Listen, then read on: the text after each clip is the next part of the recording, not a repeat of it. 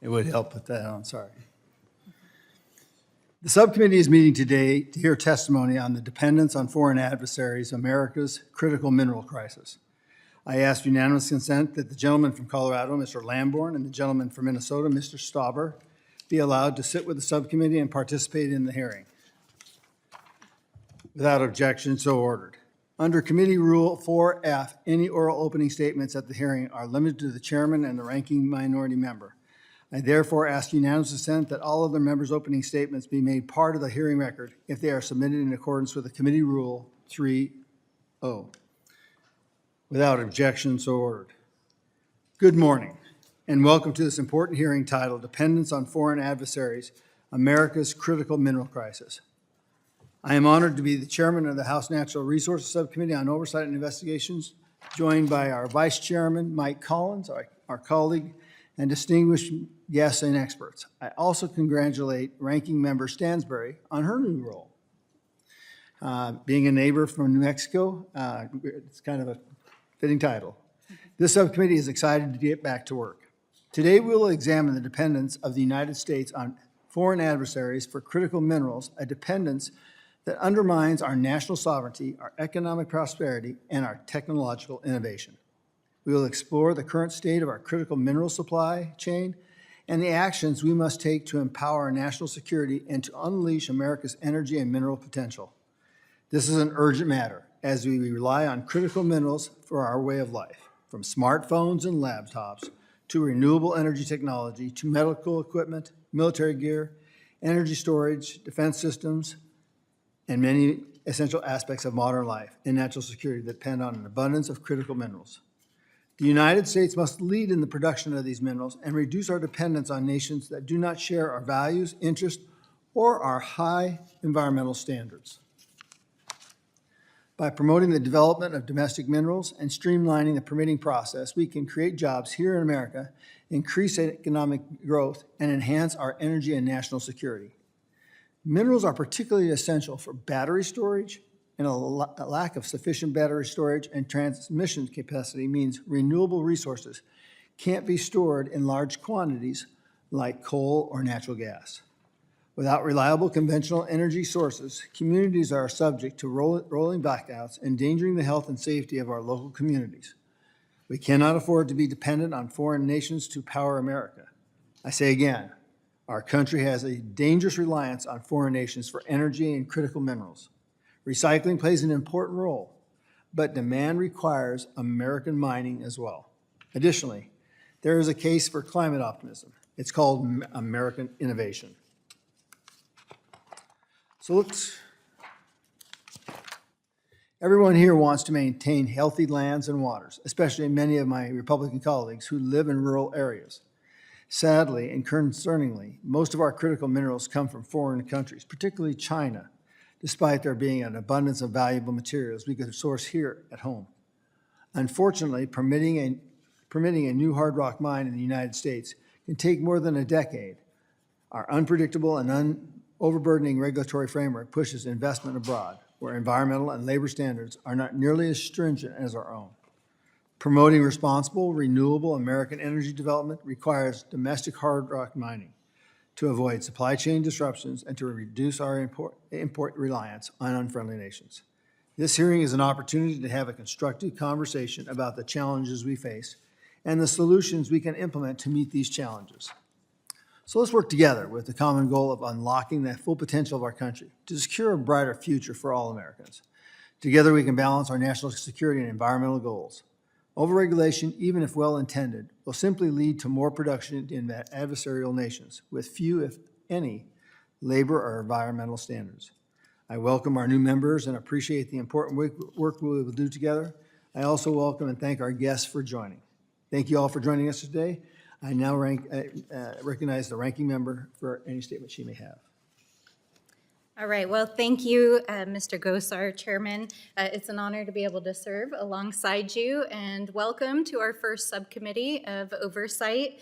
It's with great joy that I am able to serve as the ranking member. I want to thank our witnesses and guests today, and of course, all of our members who are here for the first time today. I'm Melanie Stansbury, and I represent New Mexico's 1st Congressional District, which is right in the heart of central New Mexico. It's a vast rural district that includes Albuquerque and many of the surrounding rural and tribal communities, which are greatly affected by the work of the agencies that this committee and subcommittee have jurisdiction over.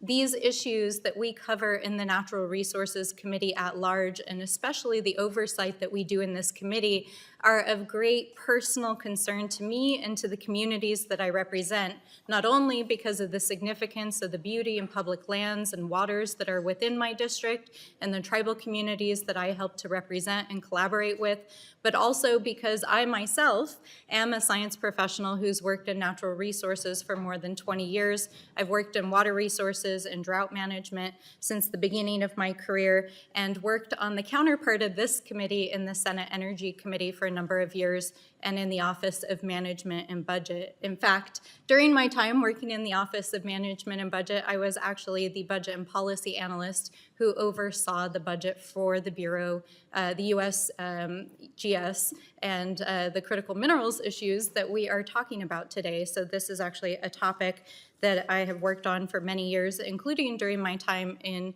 the Senate Energy Committee, where I also worked on critical minerals issues in a bipartisan manner with my counterparts on the committee. So the issues that we're going to discuss today are near and dear to my heart. Of course, they are of national strategic importance. But before I dive into that, I just want to take a moment, since we are beginning the subcommittee's work, to talk about some of the priorities that we're hoping to work on over the course of this Congress. And I hope and am optimistic that we will find opportunities for bipartisan collaboration, not only for policies to advance the needs of the American people that we represent, but also to conduct appropriate oversight and to root out waste, fraud, and abuse, which of course is our role here on the Oversight Committee. Among the many issues that this committee will take up and which we are hoping to prioritize in our oversight and policy role are issues around the climate and clean energy transition, and in particular helping to empower our communities so that they can determine their own economic futures in the process. New Mexico is an energy-rich state of all forms of energy, and as we are making this transition to a clean energy future, it is absolutely critical that our workers, our unions, our communities have a strong voice in every aspect of how we plan those local, regional, and national economies. It's also crucial that we develop the workforces that help to support the development of those industries and to help transition those who are going to see new opportunities as we build out a climate resilient grid and energy future. In addition to that, obviously, this committee has broad jurisdiction over public lands, forests, and waters, and to the extent that the Oversight Committee takes up issues surrounding those, we'll be working on those issues as well as upholding our responsibilities to our tribes. So the issue that we're here to talk about today, of course, is critical minerals. And as we know, critical minerals, and as the chairman discussed, are crucial to the future of the United States. Up until the 1990s, the U.S. was a net exporter of rare earth minerals, and due to trade policies that began obviously in the 1980s and extended into the 1990s, American mining companies were no longer able to compete due to global prices. And as a result of that, we saw the rise in especially Chinese investment in mining, not only in China, but across the world. Recent efforts by the Chinese government to stockpile and to restrict the trade of these elements have put the United States and other global countries at risk For the United States, this is a national security issue. This is an issue that affects every aspect of our economy, as we are completely dependent, every single one of us, on these electronics that run our lives these days and every aspect of our lives. So the question before us is, how do we responsibly develop our critical minerals supply chain through recycling, reuse, innovation, international trade relationships, and making the best and most appropriate use of existing resources in the United States. Let me be clear, we cannot mine and permit our way out of this problem. There may be mining solutions that may be a part of what we have to do, but that is not the sole solution to addressing our critical minerals and national security shortage. So I look forward to working with the chairman, and with that, I yield back. I thank the gentlelady. I now recognize the full committee chairman, Mr. Westerman, for any statement. Thank you, Chairman Gosar, and good morning, everyone. Thank you for joining us for our first subcommittee hearing for the 118th Congress, and it's very fitting that this hearing be with the Oversight and Investigation Subcommittee. As I've said before, I think the purpose of this committee and the whole committee is to shine light, discover truth, and make changes as are needed. And this committee is where much of that light shining will take place.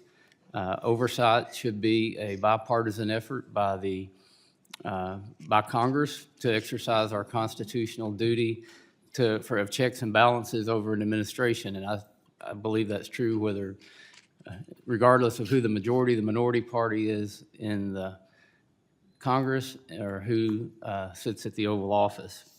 I do want to offer my congratulations to Chairman Gosar and Ranking Member Stansberry. You have an important role here, and I look forward to your leadership and the work of this subcommittee. And I appreciate the opening statements of both the chairman and the ranking member. And I think with that attitude, we should be able to do the work of the committee. And I would add to what Ms. Stansberry said, that we can't mine and permit our way out of this. Actually, we would have to permit and then mine, but it's permit, mine, refine, and manufacture. We have to create those supply chains that allow us to compete with it's basically with the Chinese Communist Party. It's with Vladimir Putin and Russia.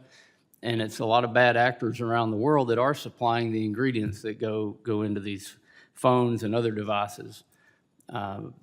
In the last Congress, the Inflation Reduction Act was passed, and there's literally hundreds of billions of dollars to build green energy systems. And all of those green energy systems are reliant on mining.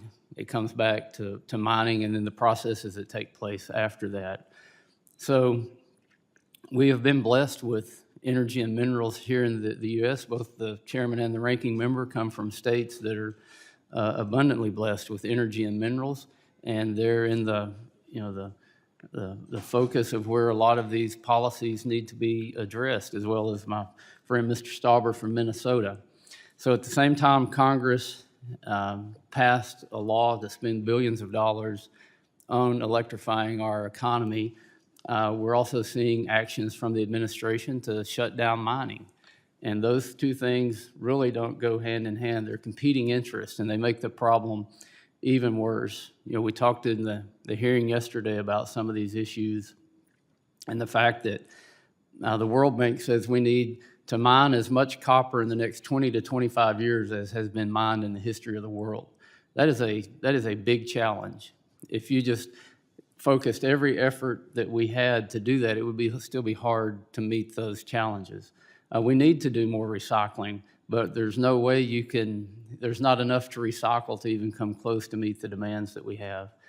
When you look at the critical minerals list and you look at where those critical minerals are being supplied from, honestly, we should be embarrassed that we're so far down the list when we've been blessed with deposits of those critical minerals here in the U.S.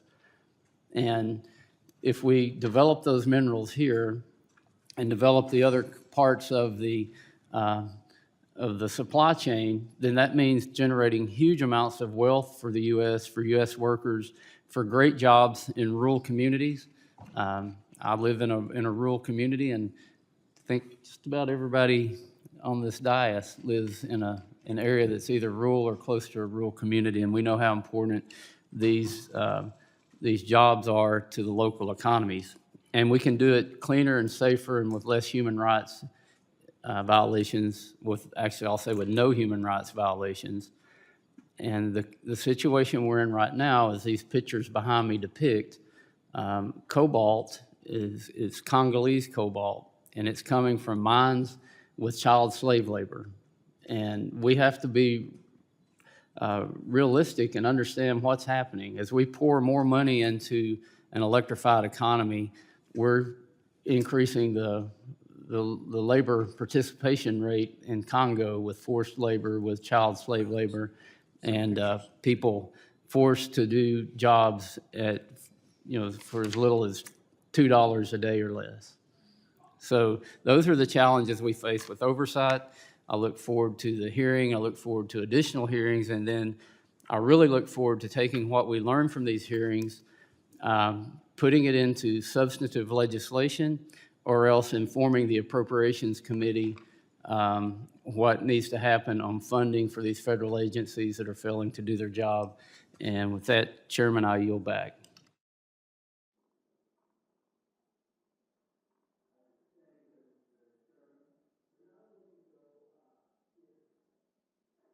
That silly little button.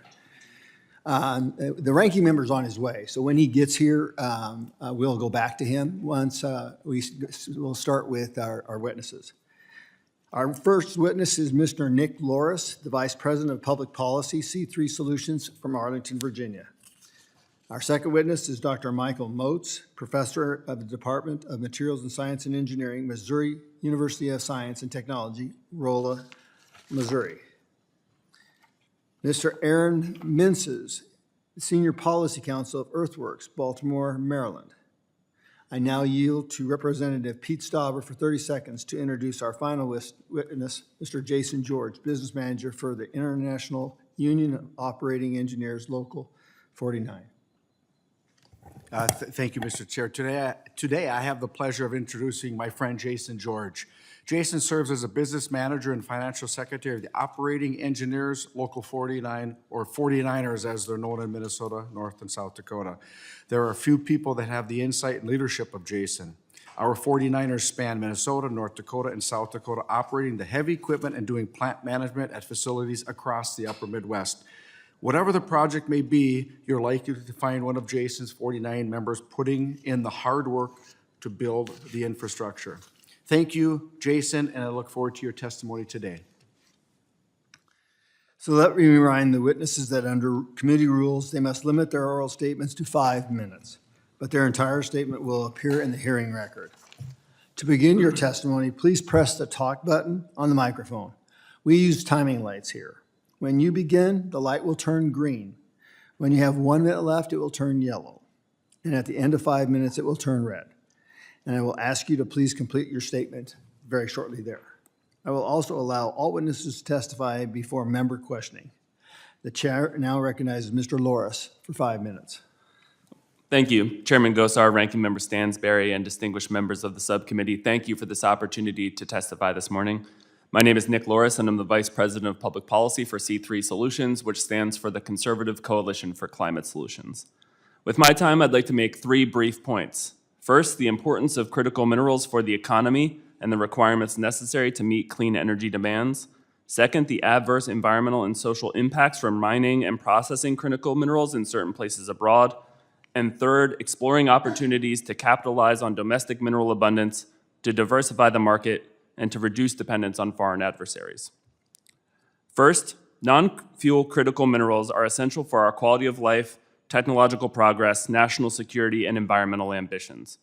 Critical minerals are the foundation that empowers companies to build, manufacture, and innovate, and they are the foundation for the products that keep Americans and people around the world safe, healthy, and happy. Critical minerals are also necessary for renewable and clean energy technologies. Most low carbon and zero emissions technologies require a moderate or high amount of at least 2 critical minerals, and several sources, including wind, batteries, and hydrogen, have moderate to high needs for 4 or more critical minerals. Significant increases in critical mineral supplies will be necessary to address climate change. To meet the International Energy Agency's global net zero targets by 2050, the agency estimates the world will need 43 million metric tons of critical minerals, a six-fold increase from 2020 levels. Granted, we need to take those estimates with a large grain of humility, but even under much less ambitious scenarios, it is almost certain that future critical mineral needs will be substantial.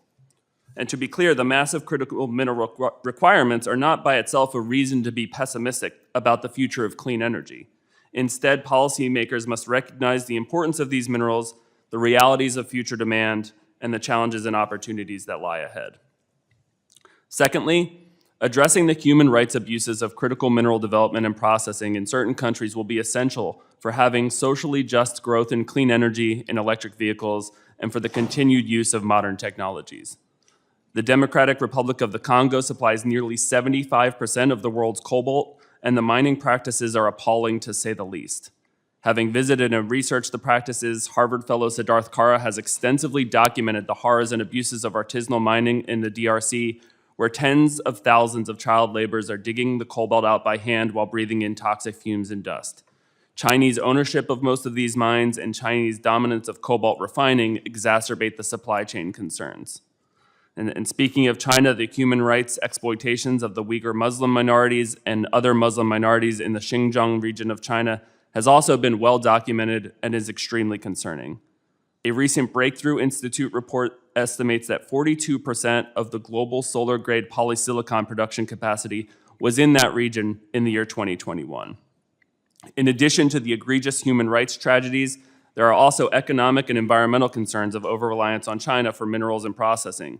Poor environmental standards and weak enforcement in China have resulted in contaminated groundwater and soil and dangerous levels of air pollution. Encouragingly, the rare earth market is diversifying worldwide to some extent, which will reduce the dependence on China and promote more environmentally friendly ways to mine and process rare earths, which brings me to my third point. Congress must continue to work with the private sector to open opportunities to capitalize on resource abundance, diversify supply chains, promote ethical mineral sourcing, and develop market alternatives. For instance, modernizing permitting processes should put America on par with countries like Canada and Australia that unlock mineral deposits while maintaining rigorous environmental safeguards. The more the US and other developed countries extract their resources, the fewer minerals we will need to import from countries that have lax environmental standards and use morally unconscionable labor practices. At a bare minimum, agencies should conduct an environmental review rather than place a mining area off limits before any such review is even conducted. Further, Congress should continue to support research and development for critical minerals recycling, mining, and processing innovations.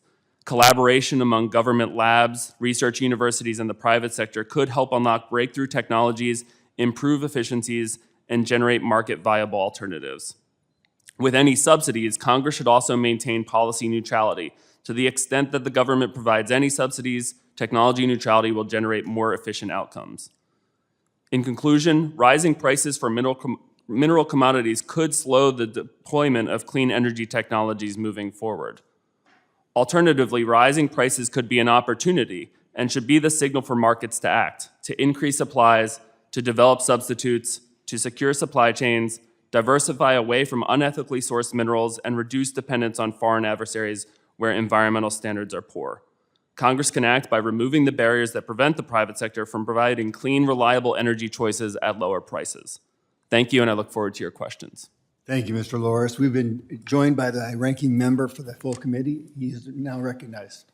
Thank you, Mr. Chairman, and other than to congratulate you and the ranking member on the positions, a very important committee, and associate myself with the ranking member's opening remarks. I think she said it much better than I could, and to just put in the hopper that I don't think we can look at this regulatory side and permitting side in terms of what needs to be done there relative to mining and critical minerals without overlapping on that the 1872 mining law, which many of the controversies that are occurring not only in my state but across the country are in relationship to how that law is not working for these times. With that, let me yield back and thank you very much.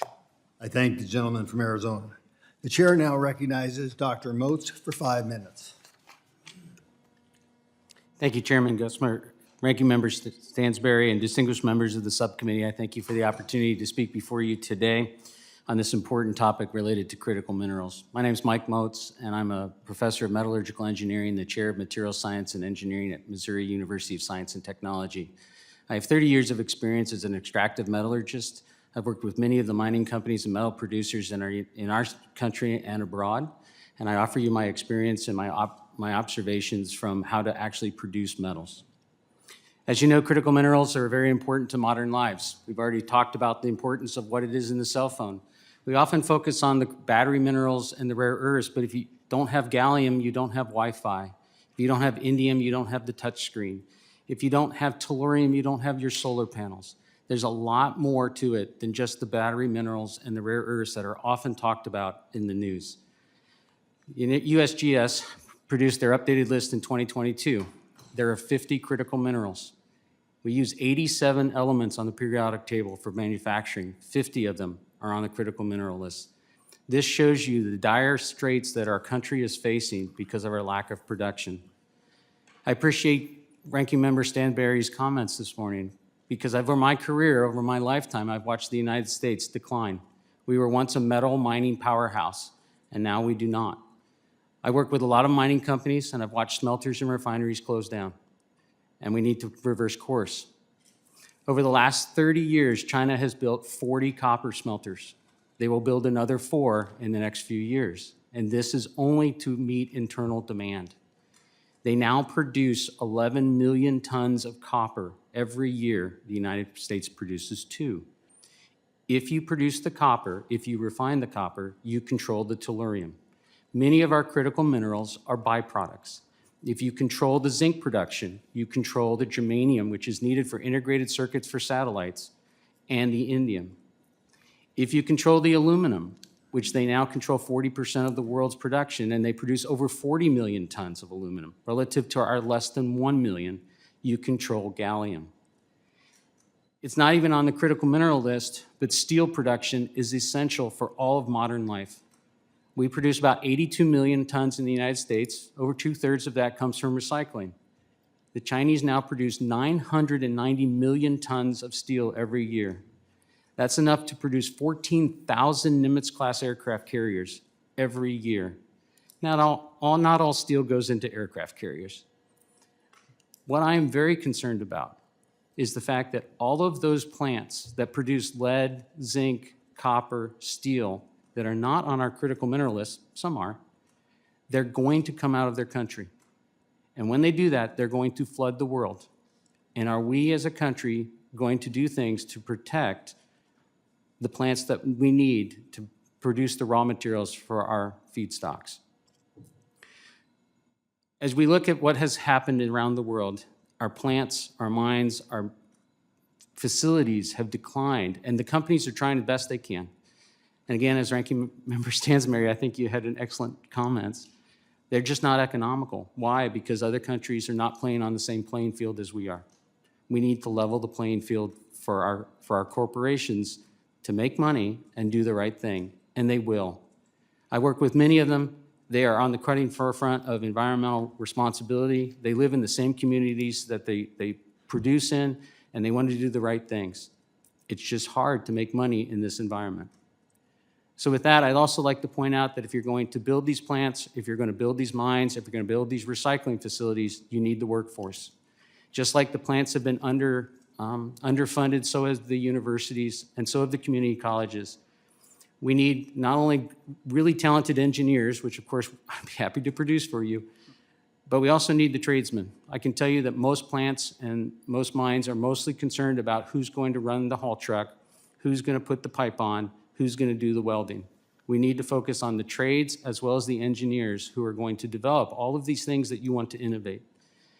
We need to look at how to create more value out of our existing operations in the short term while looking at new deposits and new opportunities to expand our production of these critical minerals and all metals in the United States. Thank you. Thank you, Dr. Moats. The chair now recognizes Mr. Menses for 5 minutes. Thank you, Mr. Chairman. Chairman Gosar, Ranking Member Stansberry, members of the subcommittee. Thank you for the opportunity to testify before you on reducing America's dependence on irresponsibly sourced minerals. My name is Aaron Minces. I'm with Earthworks, a nonprofit organization dedicated to protecting communities and the environment from mineral impacts while supporting the just, equitable, and rapid transition to renewable energy. I'd like to just adopt the Westerman-Stansberry approach about we can't permit or mine our way out of this crisis. Improving mineral supply chains means fixing the weaker links. The common misconception is that mining is the weaker link. Instead, we need to build stronger links of circular economy infrastructure in the midstream and end-of-life management for battery materials, cell phone materials as well. The best way to meet this demand is to invest in facilities and methods to recycle, refurbish, reuse, and substitute the minerals we already have. The President's Supply Chain Executive Order, the Infrastructure Law, the Inflation Reduction Act are making important strides toward opening access to recycled materials and reducing our dependence on mined minerals. Currently, the circular economies from mostly allied nations produce and help supply the markets for recycled materials. The United States remains years behind Asia's and Europe's circular economy infrastructure. Last month, the European Union finalized their battery directive. Soon, batteries in the EU will come with a traceable QR code, known as a battery passport, recycled content requirements, producer responsibility, and supply chain due diligence. Research indicates that with the right policies in place like these, we can create a more circular economy that may approximately halve global demand for certain mined minerals like cobalt, lithium, nickel, key to the clean energy transition. Even greater reductions, up to 90% for lithium, are achievable through investments in mass transit and better battery design. As the market for secondary use of these materials matures, this further reduces the pressure to source from new mines. Government procurement, consumer pressure both play important roles in driving innovation, driving incentives toward more responsible material sourcing. Major consumers, including automakers and electronics companies, have directed their suppliers to source more responsibly by committing to the Initiative for Responsible Mining Assurance, or IRMA, which independently audits and certifies environmental and social performance at mines. We acknowledge the importance of supply chain security in certain minerals. However, we challenge the notion that our public lands agencies could or even should resolve the geopolitics of the highly specialized, internationally traded commodities.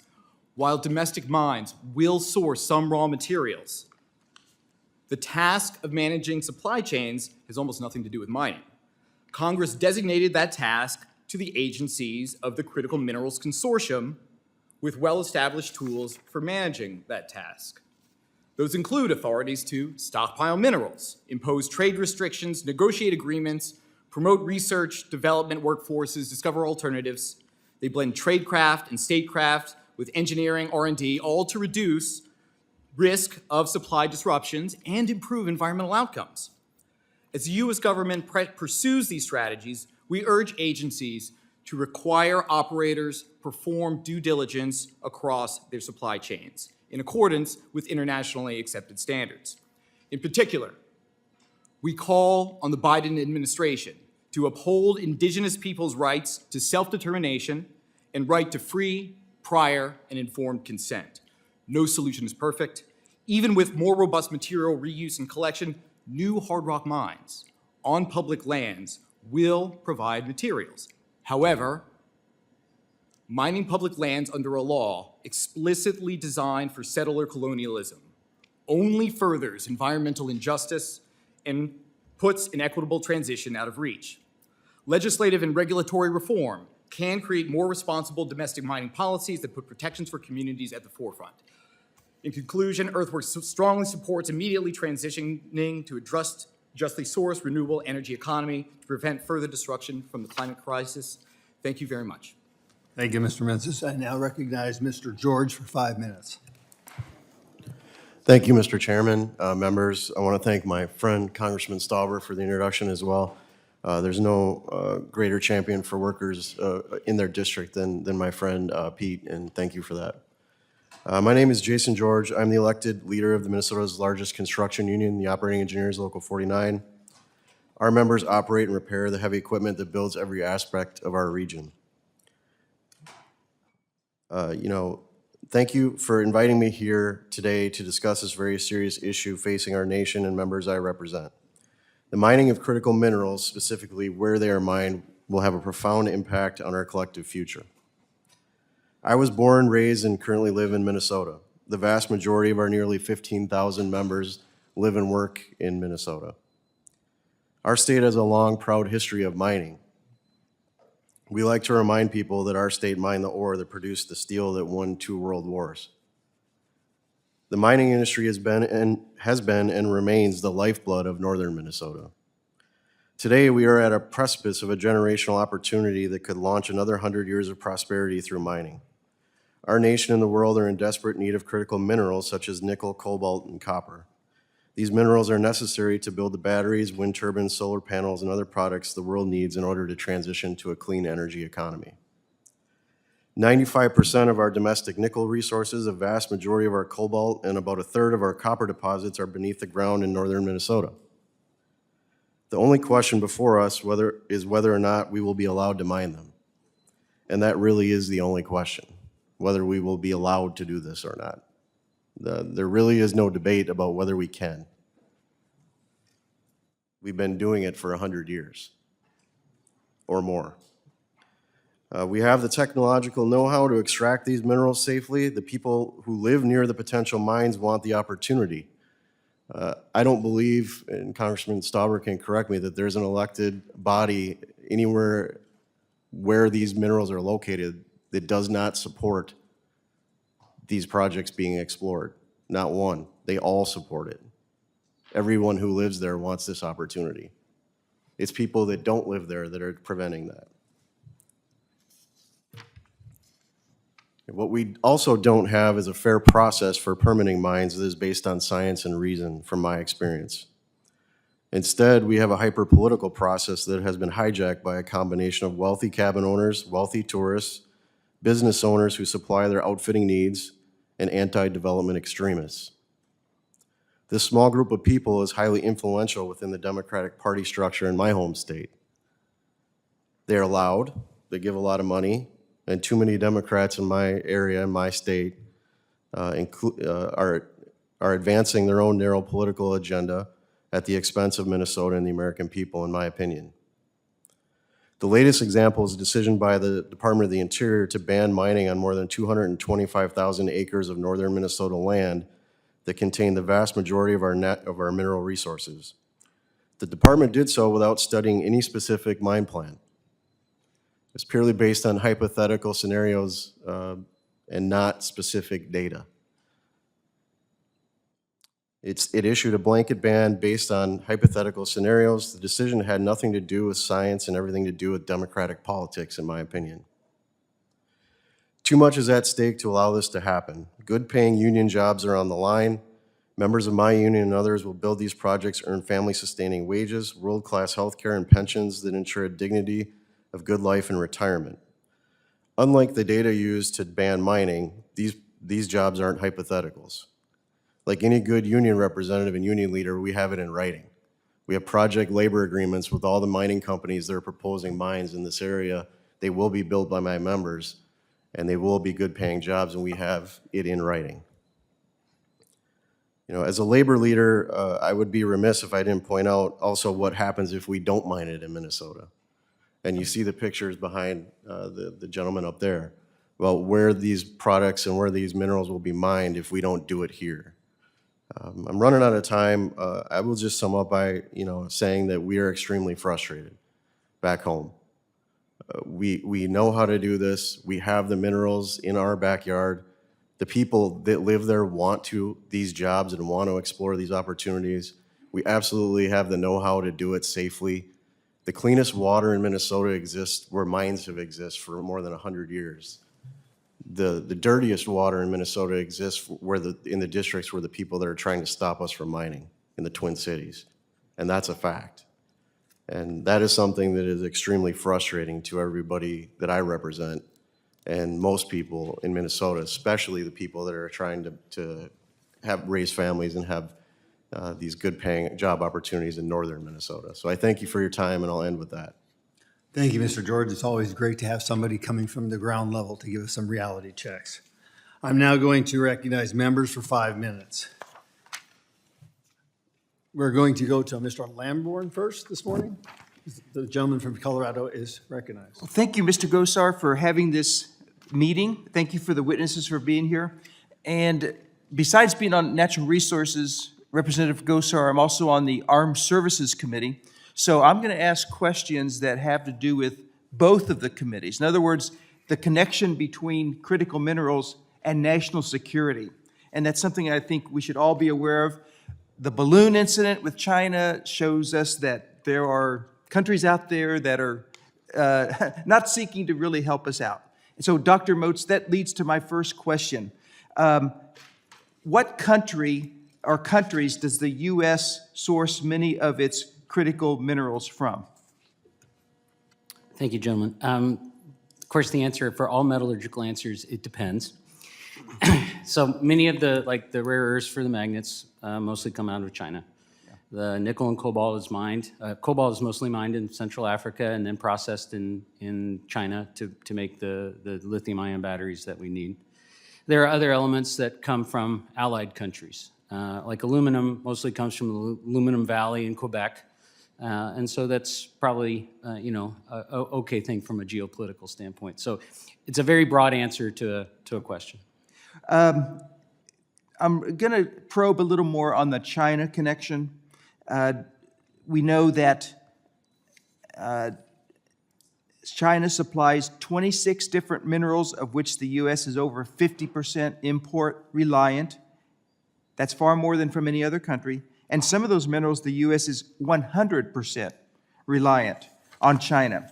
So what implications does this have on our national security when a country like China, who is, I won't go into all the threats that they're posing to our national security, but what does our dependence do to our national security?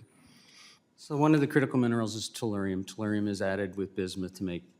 Could you speak into the microphone a little better? Sure. Tellurium comes from copper refining. China dominates copper refining, so most of the tellurium in the world comes out of China. From a military standpoint, tellurium is mixed with bismuth to make thermoelectric night vision materials. So whoever controls the tellurium, we do produce some tellurium in the United States, but it's exported and then refined and brought back into the United States. But right now, the tellurium that's needed for night vision goggles and for solar panels, over 50% of the grid storage solar panel uses cadmium telluride, and we're heavily dependent on China for that. Yeah, thank you for focusing on those military applications. There are tremendous economic applications. The ranking member talked about cell phones, things like that, computers. We know that there are chip making, there are tremendous needs there for critical minerals that only come out of China, either mining or refining. How can the U.S. increase its national security, though, by securing new materials higher up in the supply chain? What should we do to make our situation not so precarious? In the short term, I think we need to look at every mine and every processing plant that's here currently in the United States, and we need to look at where can we get critical minerals that we're already processing. And we're working at that at our university. I personally work with companies looking at evaluating where they can get gallium, which is important for Wi-Fi and all the semiconductor chips that we have. Gallium right now could be, at least a large chunk of it could come out of our 2 zinc plants in Tennessee and North Carolina, specifically the one in Tennessee. Currently, gallium is not recovered. The germanium is shipped to Europe for refining and brought back. So there's just lots of opportunities. Cobalt and nickel could be recovered from the Missouri mines, could be recovered from cobalt. There's a new cobalt mine that's opening up in Idaho. There are companies that are looking at their existing existing plants right now to determine if they can recover and what innovations. And so I'm a member of the Critical Materials Institute, which is funded by the Department of Energy. So we specifically have a project looking at gallium, germanium, and indium recovery from our zinc plants. Are some of our environmental regulations too stringent to currently allow the productive use of raw or byproducts for these critical minerals? I'm not a policy person, so I'm not going to say what is stringent or not stringent. That's for this esteemed We'll- body. we'll say that. Yeah, you can say that. I will say that the need to require, the needs of the policies have shut down plants. So there's no primary lead smelters in the United States anymore because of the requirements that are put on by the EPA and the local states. The last lead smelter was shut down in Herculaneum, Missouri in 2013. So any raw, we recycle a lot of lead, but any new lead that comes into the country has to be imported, and most of that comes from China. Thank you very much. I yield back, Mr. Chairman. Thank the gentleman. I now recognize the ranking member, Stansberry, for her 5 minutes. Thank you, Mr. Chairman. I would like to start by welcoming Mr. George first. My mother was an operating engineer, and I come from a union-strong family, so really appreciate you here being with us and representing the workers of your local and, of course, all the operating engineers. And I wanted to also use this opportunity to say, I shared this with the committee yesterday as we were talking about both mining and oil and gas issues, that I was born while my parents were actually working. My mom was a machine oiler that worked at a coal-fired power plant in Farmington, New Mexico, and my dad was a welder in the oil and gas fields. And it was because of the fallout of the oil and gas industry in the early 80s that my family actually had to leave that community, and ultimately why I grew up in the biggest city in New Mexico. And so I understand very intimately, because of my own family history, how big international global issues around our domestic production of minerals and fossil fuel production really affects the families and workers of this country. And we take those issues very, very seriously. And I think obviously your testimony highlights that. But I also think that it's important to recognize that much of what has happened around mining in the United States and its decline is not because of domestic policy, but because, as we heard here from Mr. Moats and others, really has to do with international trade and commodity prices at the international level. And I think, Mr. Mintzes highlighted this in his testimony, but it's important to recognize in this hearing that this is not only an issue of strategic and national security for the United States, this is a problem for every major country in the world who is our ally, who depends on these resources for manufacturing, for national security purposes, and for just general economic development. This is not just a US problem. In fact, there are dozens of countries in Europe and Asia and Africa and others that are dependent on these resources and are unable to source them through the global supply chain right now. And we're not just talking about one mineral, we're talking about dozens of minerals, right? So just opening a mine in a place is not going to solve this problem, because we're talking about dozens of minerals that would have to be sourced from many different geologic formations from all over the world, as they currently are. But the problem is that we cannot responsibly source these materials right now because they're in places where we do not have ally relationships, there are human rights abuses happening, and because we do not have responsible practices happening. So there's not a simple solution here. That's one of the things that I really want to highlight. We need a multi-pronged approach.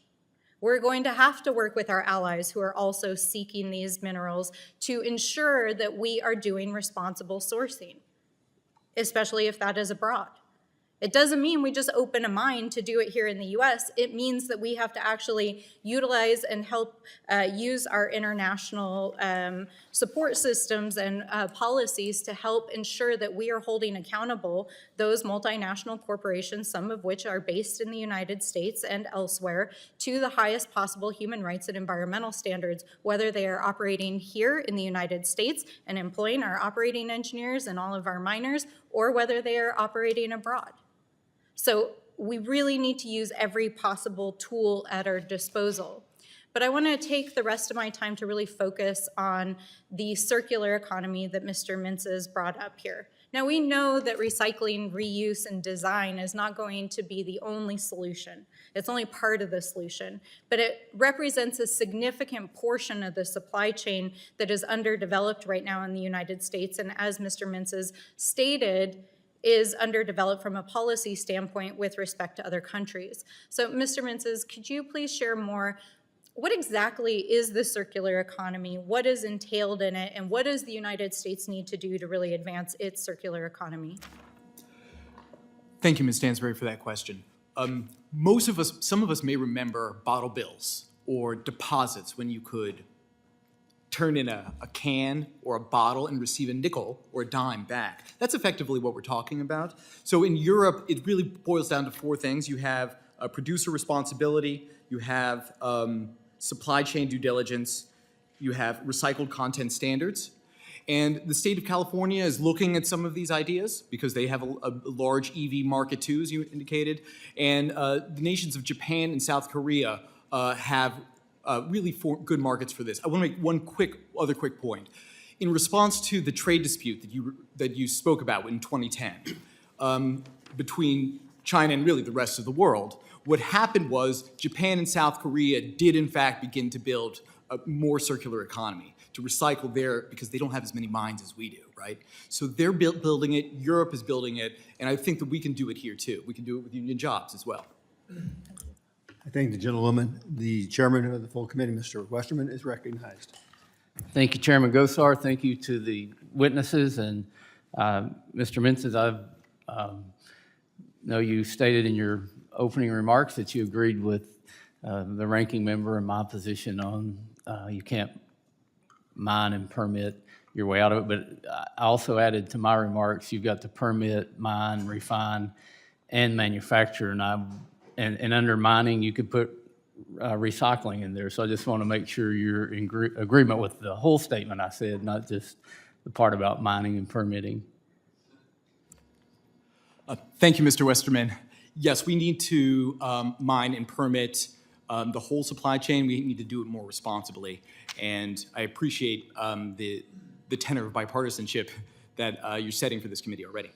And going back to Ms. Stanberry's comments, there's a whole lot we agree on this. And we have been taken advantage of by foreign countries through our trade program.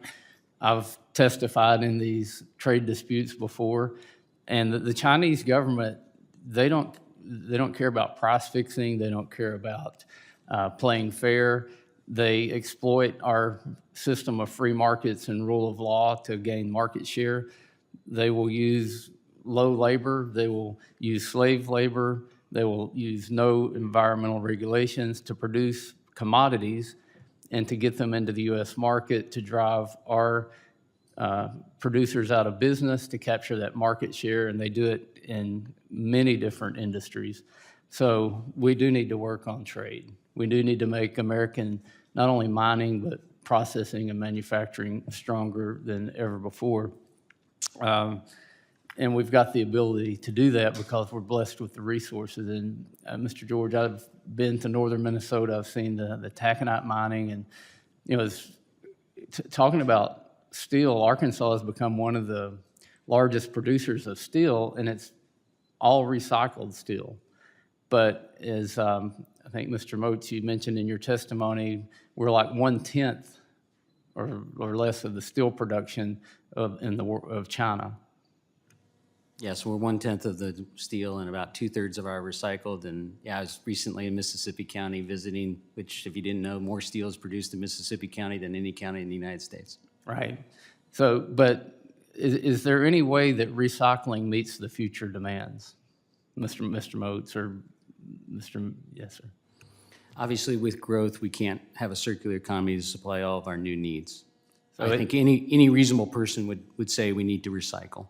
And for lithium-ion batteries, we already have redwood materials. We have life cycle. People are already building plants in the United States to recycle the lithium-ion batteries. So we talk about an all-of-the-above energy approach. We also need an all-of-the-above minerals approach, new mining, recycling, and being as efficient and effective as we can.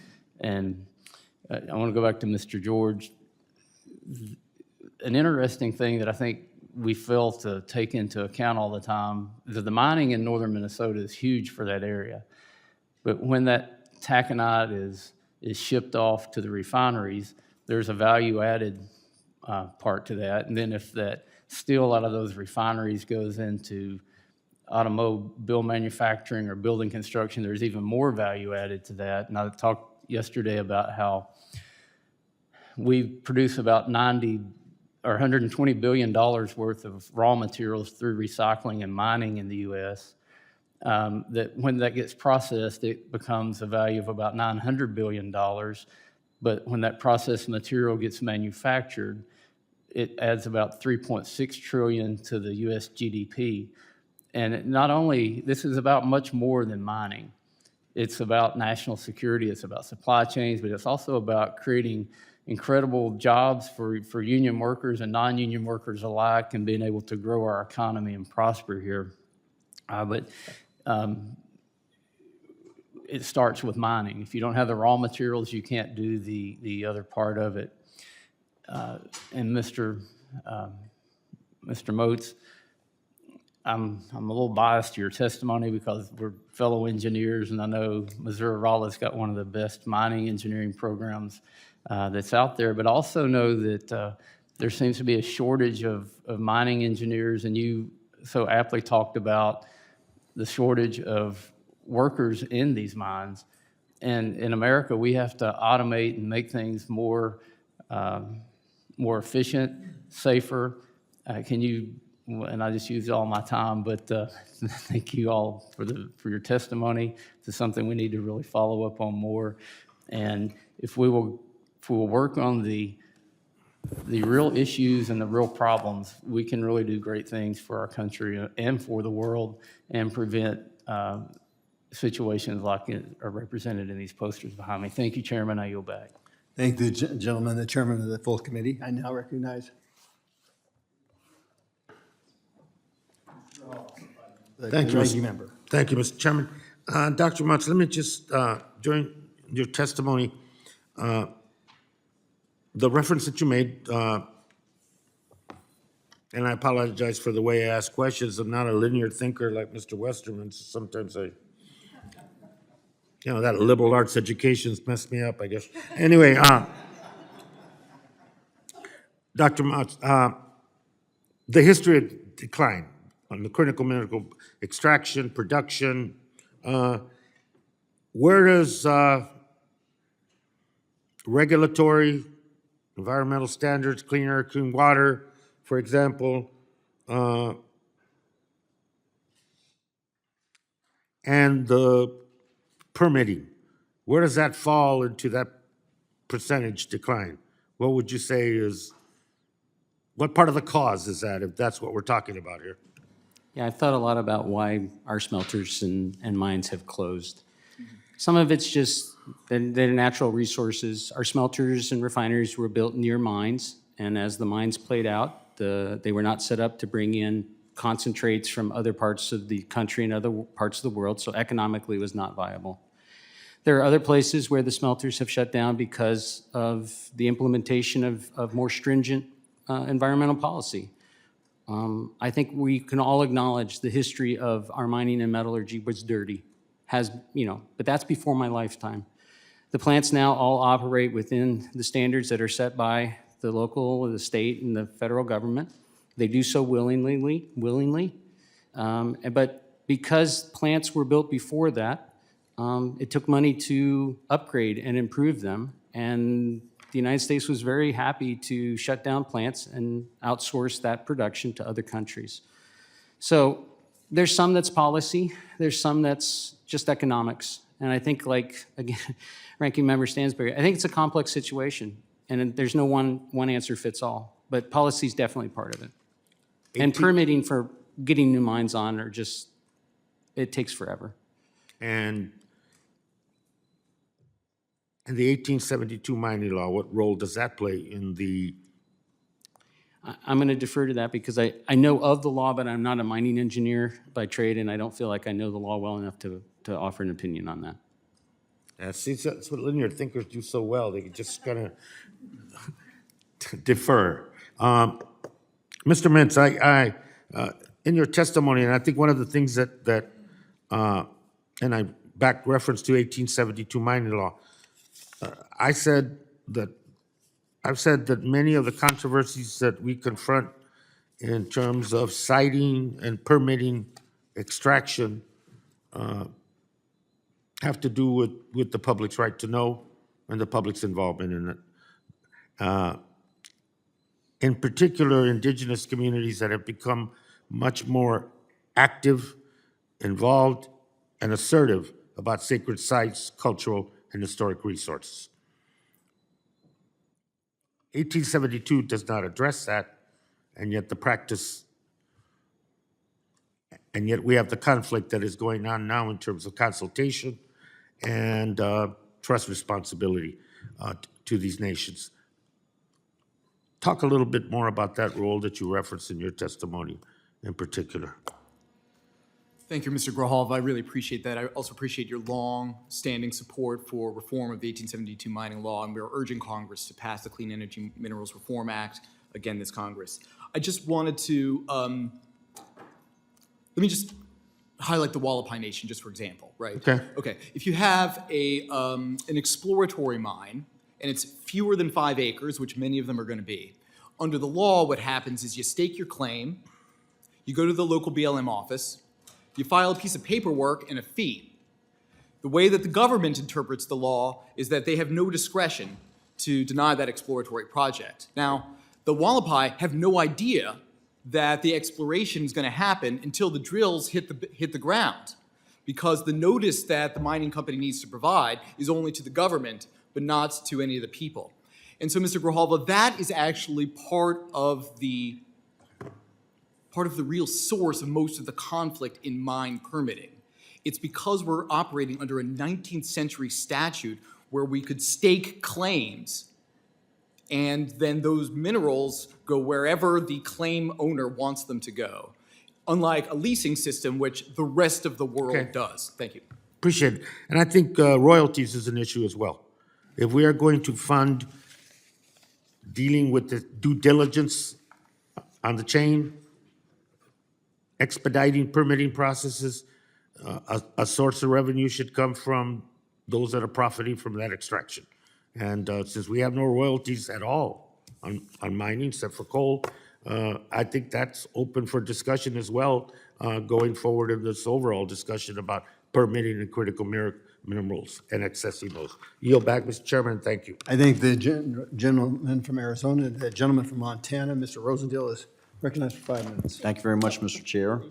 Everyone on this committee is extremely interested in protecting our land, air, and water quality across the nation and, quite frankly, around the world. And most of us, as Chairman Westerman said, have extremely close ties to the land ourselves.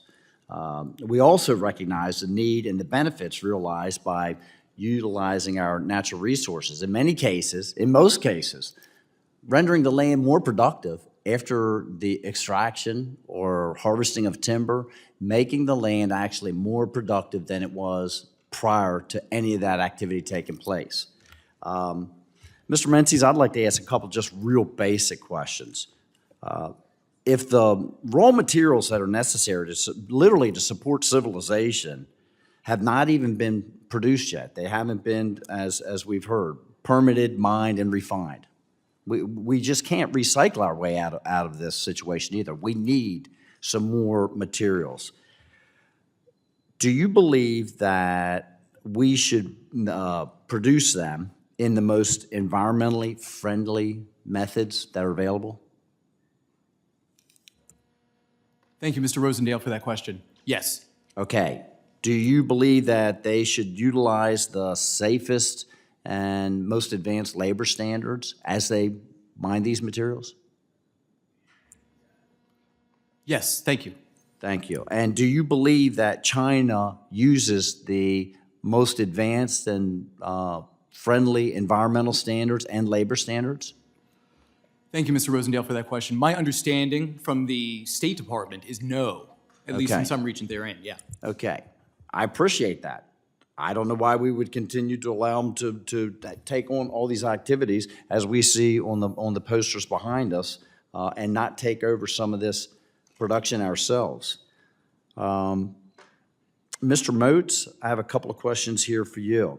The Crow, well, yesterday we heard testimony about the refining process, and that the United States has dramatic limitations on the processing itself. So it's not just the need to mine these materials, but obviously they've got to be smelted, they've got to be processed, all of the above. What, in your opinion, is the primary reason that we don't have these facilities in the United States? You mentioned it a little bit earlier, but if you could expand on that some. Yes, so we export minerals and many of the metals that I've referred to. We don't have the smelting capacities we used to. They again shut down for both economic reasons because of the lack of a level playing field, because when you sell into a commodity market, everybody sells into the same commodity market. And if you're subsidized, if your competition is subsidized, then you're in an economic disadvantage. Additionally, the environmental regulations that have been put into place created more costs to operate in the United States, and so therefore it became more difficult. So as many people around the room continue to raise the questions about colonialism and the management of our resources and accusing us of that by exporting all of our raw materials to another country, having them process it, and then us having to purchase the finished product back, doesn't that sort of relegate the United States to be acting like a colony of yet one of these other powers? You don't have to answer that. That would just be it. We did learn a lot during COVID that the supply chains are completely disruptible, and that it presents major problems with us, whether we're talking about medications or other finished products that are necessary for our life.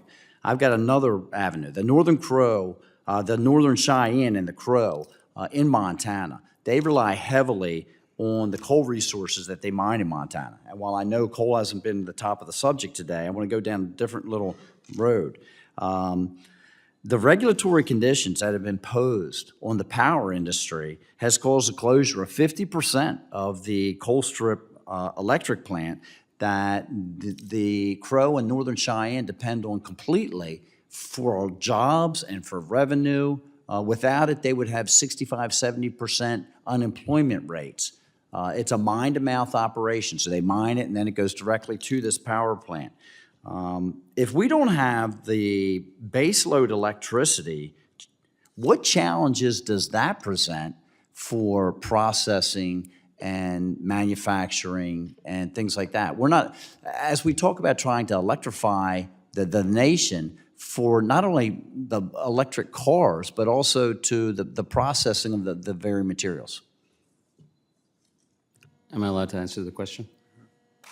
Mr. Chair, I have expired on my time, but The gentleman can answer the question. thank you very much, Chair.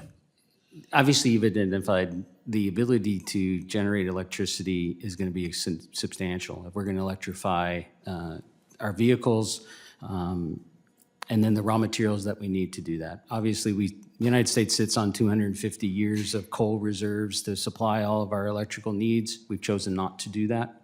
We have a lot of natural gas reserves because of fracking and other things, and so, they're there. And so the opportunity to use those energy resources responsibly, I think, are still available. Thank you very much, Mr. Chair. I would yield back. Thank you for your. I thank the gentleman from Montana. The gentleman from Arizona, Mr. Gallego, is recognized. Thank you, Chair Gosar and Ranking Member Stansberry. As a member of both the Natural Resources and Armed Services Committee, I agree that securing our supply of critical minerals is a national security concern. That is why we need to look seriously at all possible solutions for sourcing and securing responsibly produced minerals. My first question is to Mr. Menzies. In your testimony, you described the actions this administration and the 117th Congress took to manage supply chain risks for critical minerals. Could you please elaborate on why this diversified approach is strategic for national security? Thank you, Mr. Gallego, for that question.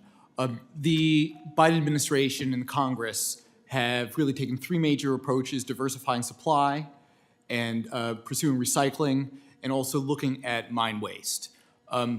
The steps that the administration and the Congress last took I want to just disclaim, I don't necessarily support all of them, but I'm just wanted to share that the infrastructure law made the FAST Act permanent. The FAST Act has included hard rock mining as a covered sector therein. The IRA funded $1 billion to our agencies to help speed permitting.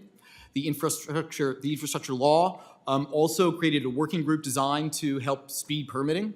We'll be seeing those reports coming out soon. So when you think about the infrastructure law, the funding for the agencies through FY23 budget, the making the FAST Act permanent, and also the tax cuts for mining in the Inflation Reduction Act and the mineral sourcing provisions of the electric vehicle battery tax credit, we have a lot of incentives to go mine and also to responsibly source the materials that we need. So we've already taken a lot of steps through the IRA and EJA in that respect.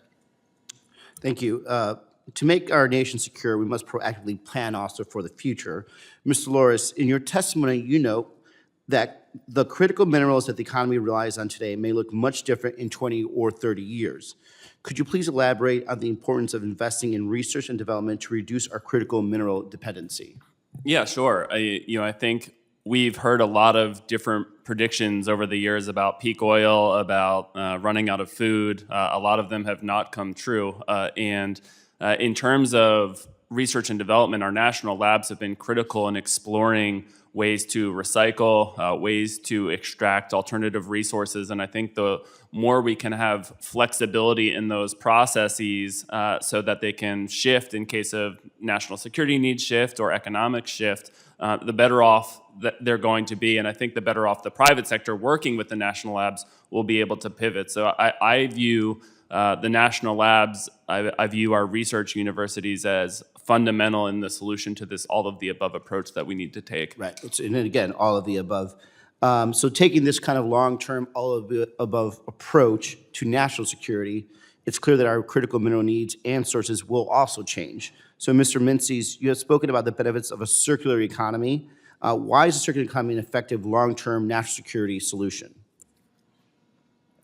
Thank you. I appreciate that. The reason is we're not really sure, Mr. Gallego, today, what mineral we'll need tomorrow. So if we build the infrastructure to recycle it now, we'll already have it. Mm-hmm. So let's speak about cobalt for a second.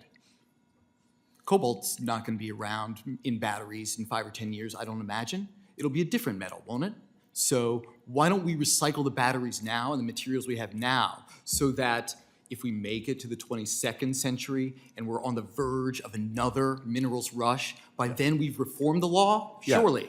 But by then, at least we'll have the circular economy infrastructure we need to actually source the material that we're looking for at the time.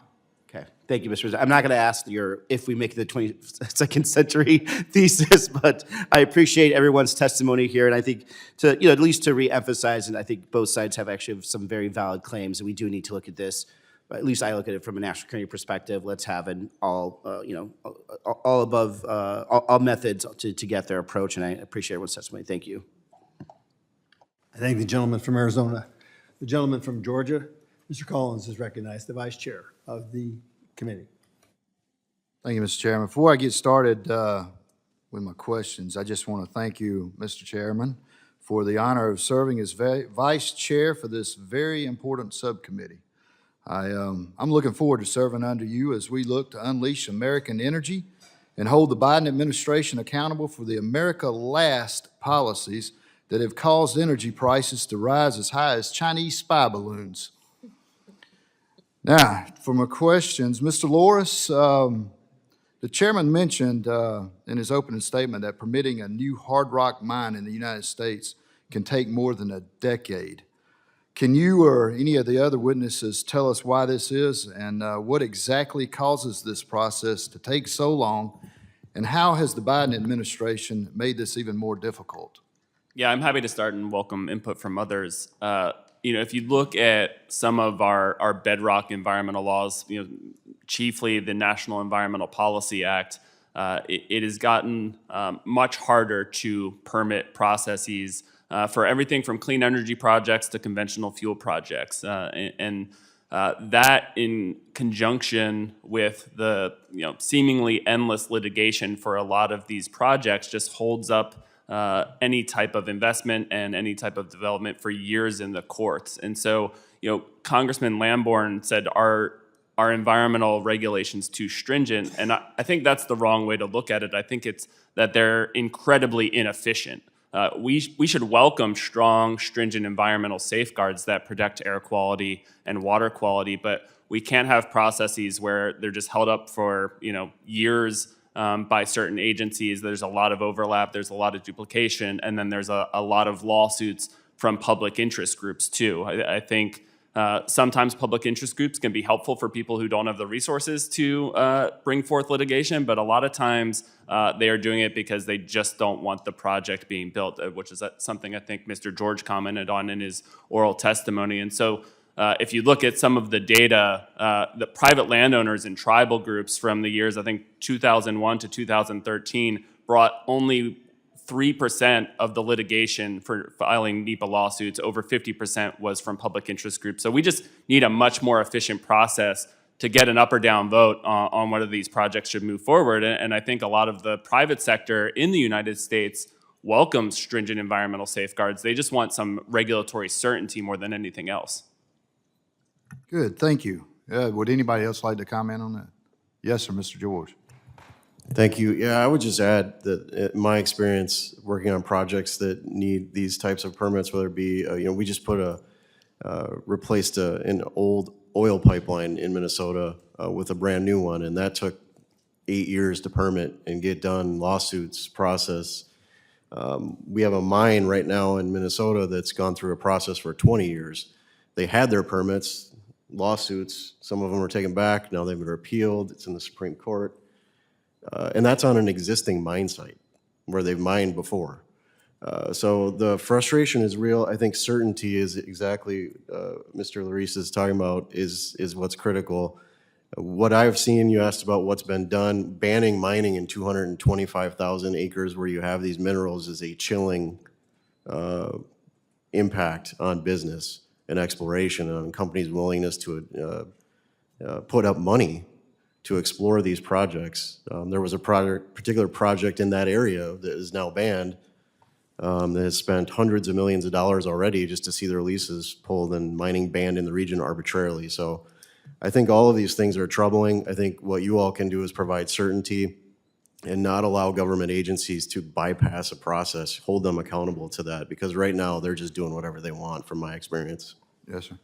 And I don't want to cut anybody else off, but I want to go to a quick question that really plays into that, Mr. George, because there's a lot of talk about mining and jobs versus tourism jobs in certain parts of the country, and it seems as though some opponents of domestic mining like to pit these industries against each other. As someone in the mining industry and based on your experience, how much do tourism jobs pay in comparison to what mining jobs pay?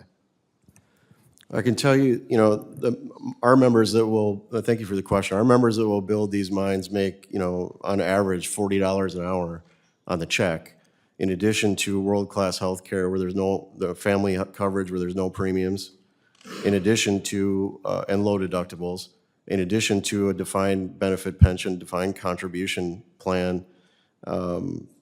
And I can tell you that the tourism jobs, I actually went on one of the outfitters' websites to see exactly how much they're paying. They don't advertise how much they pay, but we know how much they pay, and it's about $15,000 a year with no benefits.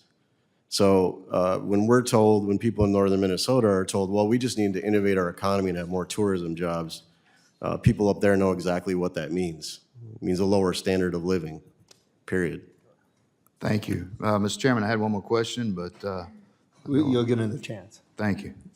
I thank the gentleman from Georgia. The next one is from a young lady from Florida, Ms. Luna. Thank you, Chairman Gosar. If I can just ask for unanimous consent to enter this into the record? Thank you. I can't stop thinking about, Mr. Loris, what you told us earlier about some of the stuff that you'd witnessed with some of the human rights abuses. Real quickly, what is the youngest age of some of the children that you've heard have been working in these mines? ranging from 5 to 6 years old, and sometimes teens will have babies strapped to them while they're digging out the cobalt by hand. So I mean, you're literally talking about infants at these mine sites. I just want to share a stat with everyone on the panel. Children who work in these mines are frequently drugged to suppress extreme hunger and fatigue of working in such harsh conditions. If you can just pass it that way. From our perspective, I think everyone on this panel would agree that if there's a way to move our industry away from China, it's probably the best thing from a human rights perspective. But my question, Mr. George, is because I'm not from a mining community, I'm from a fishing community. How does the United States mining standards differ from countries specifically that in the Congo where China's operating to conduct some of these mineral mining processes? Well, I can talk about labor standards in terms of our rights here in this country to organize unions, which we've done. And the standards, the people that have done that, and people have literally died for those rights here in this country to obtain those rights. And when people organize and they have unions, that lifts everybody up. So whether you're union or non-union, you would benefit from those standards that we set. And Sorry to interrupt you. Is it in your opinion that this administration's policies have put a hindrance on domestic mining operations? 100% yes. When you ban 225,000 acres of land where these minerals exist, I don't see how you could argue otherwise. So I guess this would bring me to my next question, Mr. Minces. I had heard your perspective, and I understand what you're saying about respecting the rights of Indigenous peoples in regards to mining. However, this committee has the ability to recognize that I think it's, again, our opinion, to do the least harm possible, not just to the environment, but to other people as well, right? The human rights perspective. And if we have the ability in the United States to bring in these resources and then export them and ensure that people are not only being respected, but also that we're protecting the environment in the process, don't you think that that would be a opportunity for us to responsibly harvest these minerals, even if it is on Indigenous lands? Thank you, Mrs. Luna, for that thoughtful question. I think that there are a lot of really great opportunities for us. Sorry, can you pause for a second? I don't know if that was funny, but I was asking a question, and so I'm just asking for you guys to be respectful while I'm asking the question. Thank you. Go ahead. Thank you, Mrs. Luna. I do think that there are opportunities for us to be able to onshore the stronger links of the circular economy infrastructure here in the United States, and that we ought to be able to raise standards here, labor standards, environmental standards here and everywhere around the world, which is why, in particular, when the Biden administration is going to the mining Indaba in Cape Town, we're urging real due diligence standards. And part of the bipartisanship, I think, of this committee is I think we all want oversight. We all want accountability from the Biden administration. I want to know what those due diligence standards really are. I want to know. And so, Mrs. Luna, I think we can work together in trying to figure out how we can raise the standards here and abroad. So then my final question for you would be, right now the United States has re-entered the Paris Climate Accord, and that's enabled places like China to not only go forward and economically just completely dominate us, but also from an energy perspective and a mining perspective, they're not only complicit in human rights abuses, but they're also destroying the environment. If we have the opportunity to pull back, would you say that that would be in the best interest of our country to do so? Thank you, Mrs. Luna. That's a really good question. I'd actually like to associate myself with Mr. Loris's comments with respect to China's position vis-a-vis rare earth elements and their position in the market. It's my view that they've actually lost market share since the recent 2010 trade dispute. And so there are, I think, as we've discussed, some trade options available to sort of reduce our dependency that way. Notably, Senator Wyden earlier this week just sent several letters to a number of original equipment manufacturers, mostly domestic ones, who were sourcing materials from the Xinjiang region of China, allegedly. And so what they're saying, what Senator Wyden is asking, same thing I'm asking, where's your due diligence plan? And so we're asking the administration, we're asking OEMs to show us how it is that we're making sure that slave labor isn't happening within their supply chains so that we can all responsibly source the materials that we need. Thank you. Yes, sir. Thank you very much. The gentleman from Minnesota.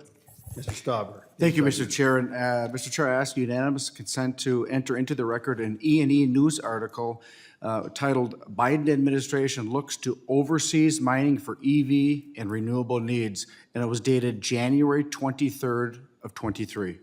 Objection so ordered. Mr. Golsar, again, thanks for allowing me waving me on and allowing me to question some of our witnesses. Mr. George, thank you once again for coming here. I think this is 3 Congresses in a row that you have testified on behalf of mining and your membership in Minnesota. Your testimony speaks for itself. Banning mining in 225,000 acres of a working national forest. Superior National Forest is a working industrial forest. And guess what? They banned 225,000 acres without any environmental impact statement, without looking at the specific mine plan. It was purely political. The biggest copper nickel find in the world, and this administration, not only did they pull the leases and ban mining, including taconite mining, what they did was take union jobs away because there was a project labor agreement in place. The best labor standards and best environmental standards, and this administration turned a blind eye. Yet, the article that I just entered, Biden administration goes to foreign overseas mining that use child slave labor.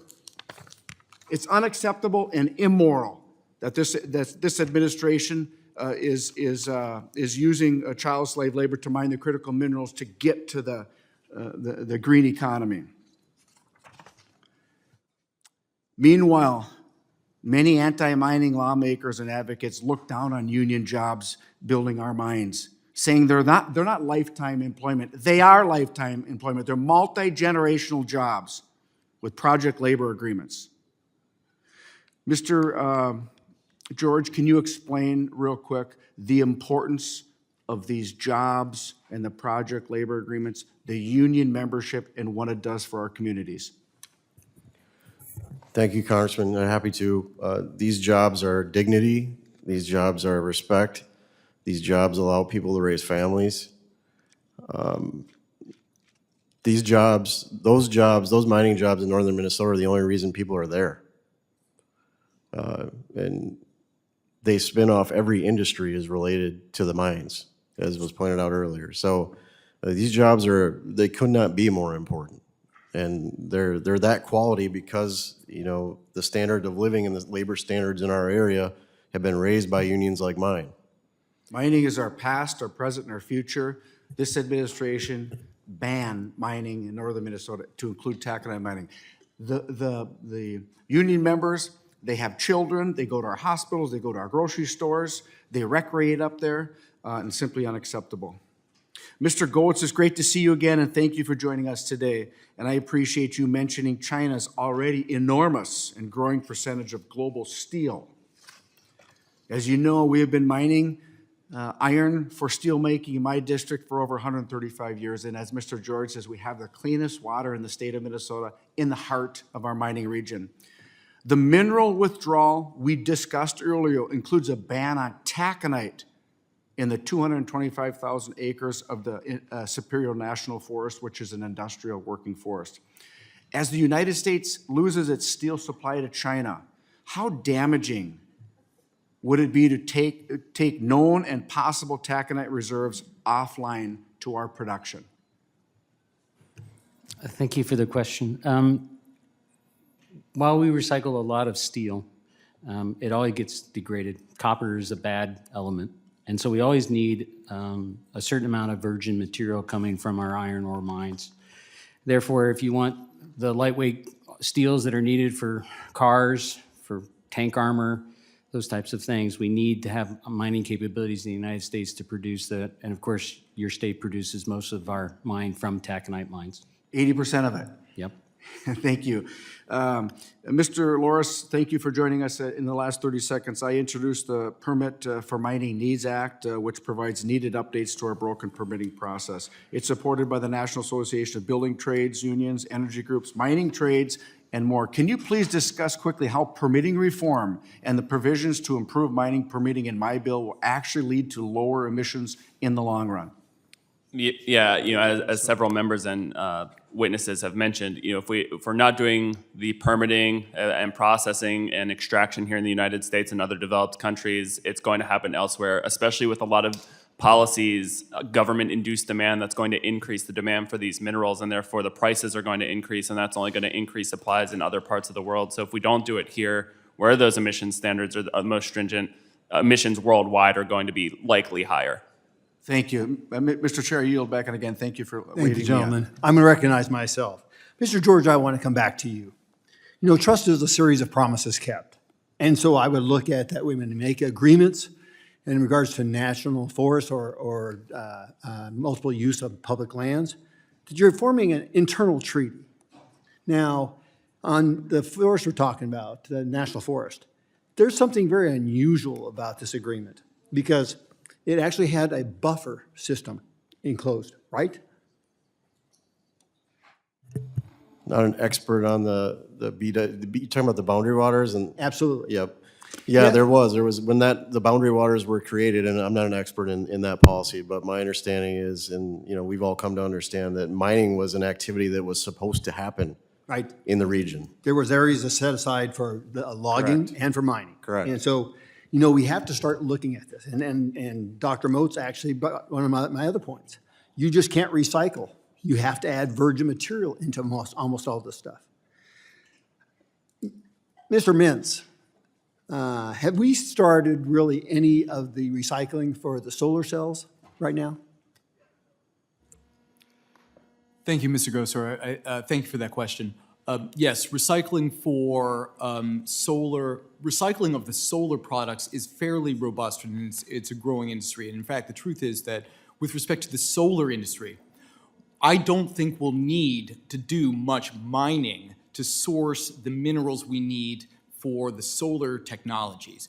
We do have weak links in other areas of the solar supply chain. It's just not in mining. Dr. Moats, you shaking your head. Do you want to respond to that question? So I agree with him that most solar panels are already recycled here in the United States. I'm very familiar with some of the processes, so they're very robust. But if you look at, and there's been multiple studies done at the growth of solar energy that is being projected, there is no way we're going to be able to recycle to supply all of the silicon panels and the tellurium that's needed. I've written several research papers on this, looking at where we can get more tellurium in the world. And the simple answer is we need to produce more from our existing operations and future mines. Thank you. And you made a statement, I think several of you made statements in regards to, we don't know what the needs are for the future. And when you start looking that way, you have to inventory these minerals as we go. So are you familiar with some of the new technology and actually the smelting process in regards to extraction of some of these metals or minerals, in fact, all of the minerals out of the ore body? Dr. Moats? Yes, we have several research projects ongoing at the university, and I'm aware of other ones as well, where we're looking at advanced technologies to really analyze why are we not recovering more. So the current research believes that again, we'll go to tellurium, because that's what I've been looking at most recently. 60 to 90% of the tellurium that's mined is not being recovered. So why is that? Why are we not doing that? So we're using advanced technologies and looking at why that is, and that can be applied across the board to all of our mining operations, all of our processing plants, and that's what I would encourage you to look at. Thank you. Mr. Mintz again. So why would it be a problem that we have existing mine sites? For example, a manganese mine site in my district. Why would the federal government, because of technology that we have today, that we can extract almost all the manganese from those tailings that are sitting there, why would the federal government resist and say no to that? Thank you, Mr. Gosar, for that question. The federal government has said yes, resoundingly has said yes. The infrastructure law funded $320 million to the United States, I think that's right, to USGS to do exactly what you just described. And so it's my belief, and I'm not a geologist, but I think the geologists are pretty excited right now because there are real opportunities to, for example, look at mine waste as a potential source of some of these materials. I think it's really important. There are some places where that actually I'm going to just speak for some of Earthworks constituents. We've had some people come to us and say, under some circumstances, that could be a good idea, that could work. Others have said, no, no, no, no, no. We're already an EPA Superfund site. Please don't come back here and start mucking around in the metals already. So the answer is yes, Mr. Gosar. At least in some areas, under some circumstances, that is a viable opportunity. Well, I would agree, but we need to make it uniform all the way across the board. If these are sites that have had previous mining, we ought to make sure that those areas are prioritized. And that's not been the case in Arizona. So with the manganese. So my time has expired, so I will, we have votes any time now, if I'm not mistaken. Do we want to do a second round? Sure. Okay. Ranking member, you're up. Sorry.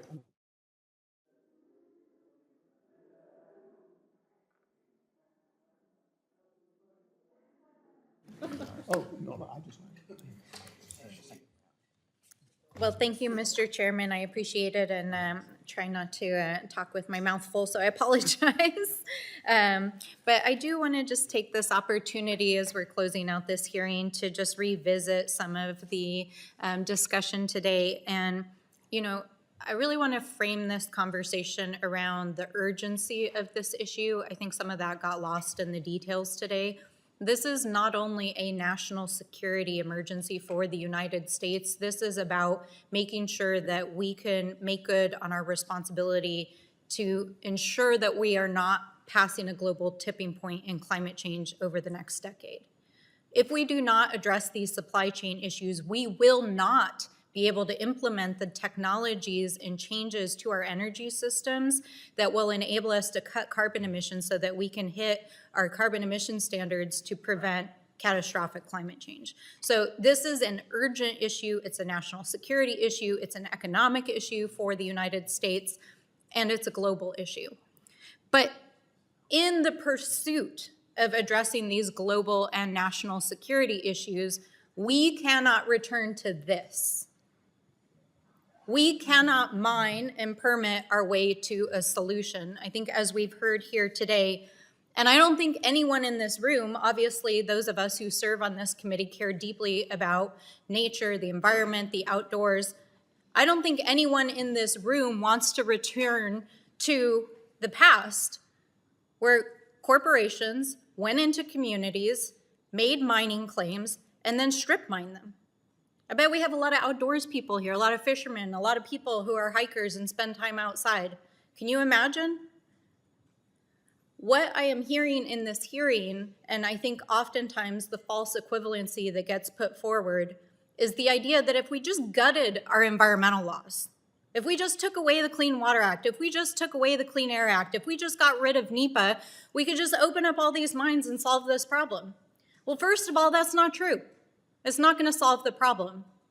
And I don't think that anyone in this room wants to return to an era when we had rivers on fire, when smelters were poisoning children in communities across the country, and where when people went to their favorite fishing spot or a tribal community went to pray in one of their most sacred sites, they found that a mining claim had been laid and strip mined.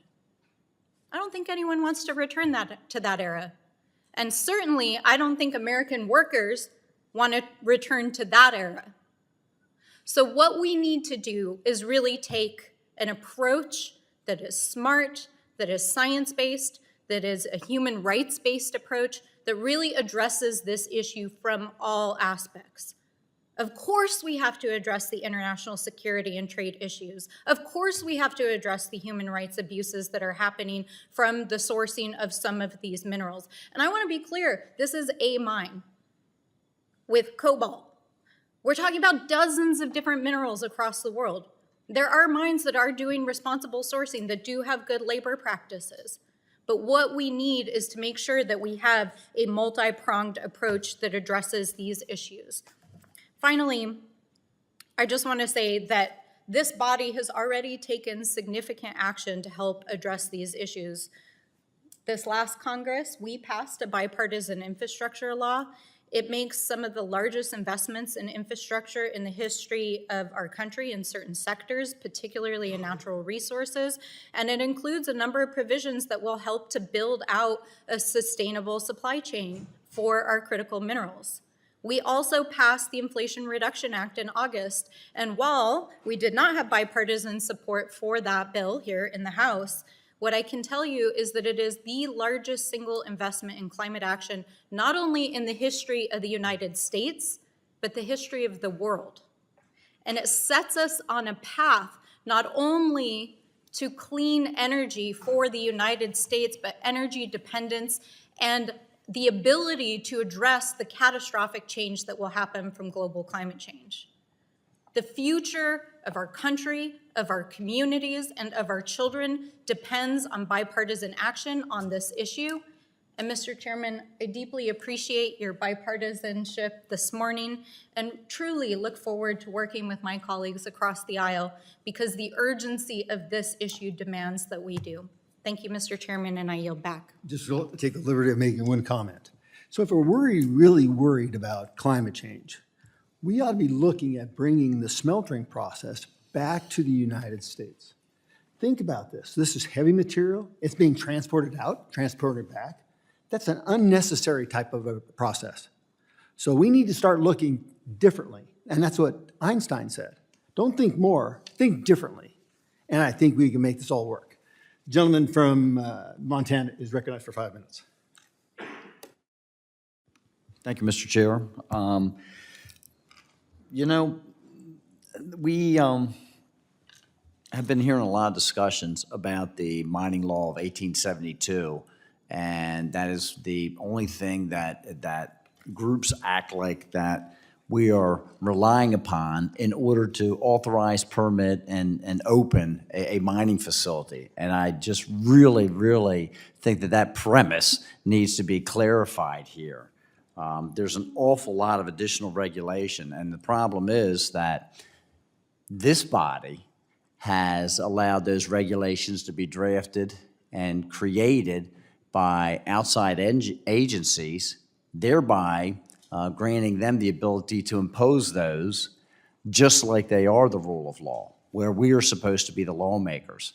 And we need to make sure that we provide that clarity for industry. We need to provide that clarity for the agencies, and it hasn't happened. And because of that, there are groups that have emerged across the nation that have financially benefited from the different laws that are put in place, making sure that they're able to get their legal fees back again once they tie up many of the mines and extractive industries and harvesting of timber, things that, again, would not only benefit the nation economically and financially and from a national security standpoint, but actually help the environment as well, because it's just good management of the land.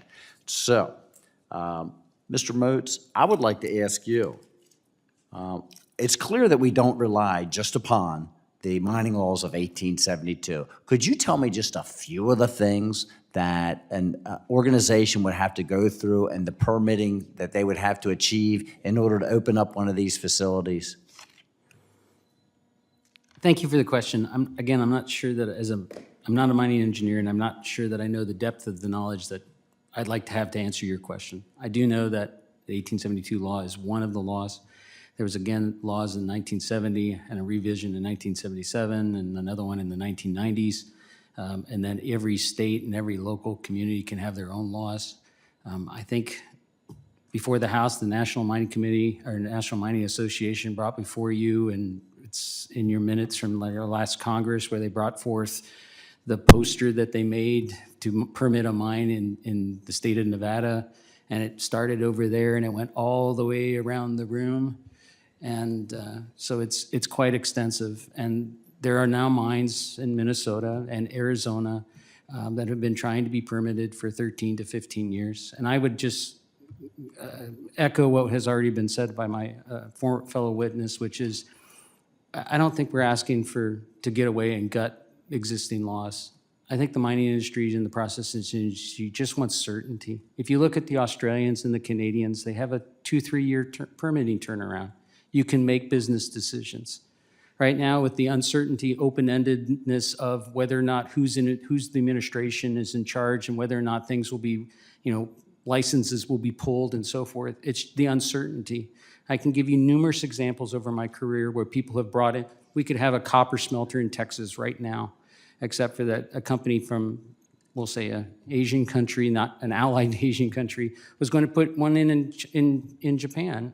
Japan was going to put in a smelter in Texas. And after having to deal with the permits for 10 years, they said, no, we're not going to do that. So it's a real problem. Thank you very much. And again, if we none of us are sure what minerals and elements are going to be utilized and most efficient in 10 years from now, it certainly makes it difficult to try permitting today for something that is unknown. Once we determine what we need, if it's going to take another 10 years or 20 years before you can actually refine it, mine it, and utilize it, by then it could very well be replaced by yet another mineral. And I can tell you that in the state of Montana, which is known as the treasure state because of all of the minerals that we produce, we have not issued a new mining permit in 20 years. In 20 years, and that is a shame. Mr. Chair, I yield back. Thank you, gentleman from Montana. The gentleman from Arizona is recognized. The ranking. And thank you, Mr. Chairman. And I'm one that in my time in this committee, I've hated the second round questions, but I'm going to take advantage of it today. Dr. Motz, let's time sequence issue. We're dealing today because the urgency is that, as my colleagues across the aisle have made pointedly clear today, and yesterday and the day before, is that the Biden administration is effectively not only standing in the way, but making it impossible for the kind of critical mineral extraction in this topic to get done. That's the timeline that we're dealing with right now, politically, and I guess in terms of a reaction to a policy. It's the Democrats, it's this and that, and that's the timeline, 2 years. Things were much rosier for the previous administration during those 4 years. Everything was fine. The regulatory demands wasn't there, NEPA wasn't there, litigation wasn't there. Thank you for the question. No, this has been a problem for 20, 30 years. And the root of the issue is still, in my mind, and your reaction, an antiquated mining law that has not been reformed, updated to this particular century we're in? I would not classify my comments that way. I think the mining law has been modified, but maybe the mining law has not, but there have been additional legislation that has been passed that all the mining companies and processing companies have to adhere to. And it was around issues of public health primarily, where they started to get generated in the 70s when health issues became the critical question.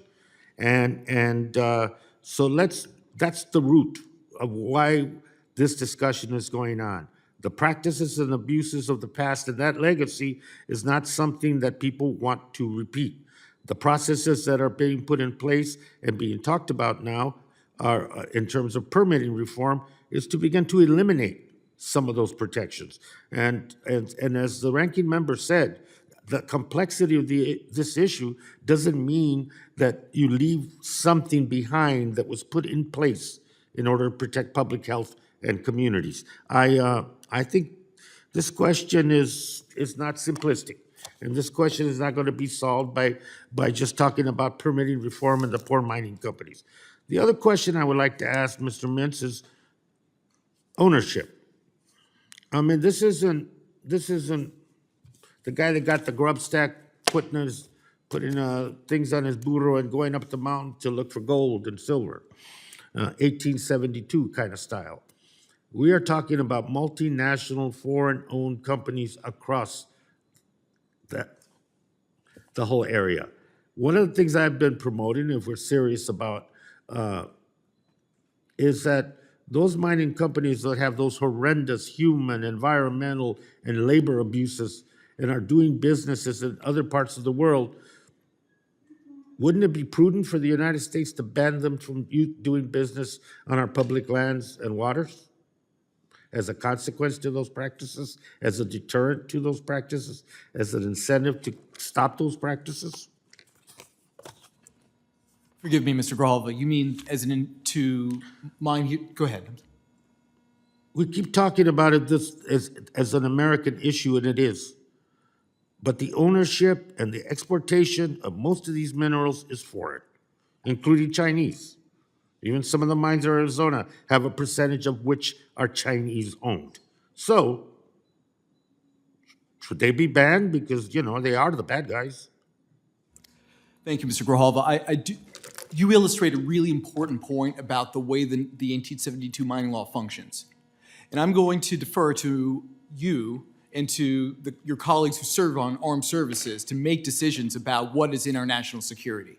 What I'm suggesting, though, is that if anybody, foreign or domestic, friendly or not, can stake a claim to American minerals, and then they own those by virtue of this statute, I'm suggesting that makes me feel insecure, and I urge, and so that's why we're urging your reform, so that we have a leasing system for public lands minerals where we can have an upfront suitability determination and know what kinds of, who's going to be leasing these things. There are other reforms too. And apply and provide a surety to the private sector and a surety to the workers at that level. I think that's why this law works against that assurity, I think. Anyway, yield back. I love the gentleman's, where he's going with this, but you never do treaties from a weak point. You do it from a power of strength. So in the aspect of trying to say no to China, we actually make it worse for us and better for them.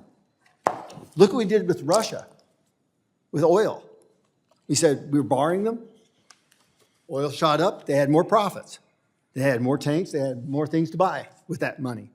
So once again, this goes back to what Einstein said. Don't think more, think differently. I'll give you an example. What if I told you about oil sands? And the gentleman, the three chemists who figured out how to extract oil sands, want to give it to the American people. They don't want to give it to a company. They want it to give to the United States. It's very profitable. They can produce a barrel of oil, sweet crude, that we have very little of, for $11 a barrel. Wow. Wow. So we have to think creatively here.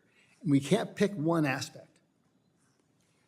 The gentleman from Georgia is recognized for 5 minutes. Thank you, Mr. Chairman.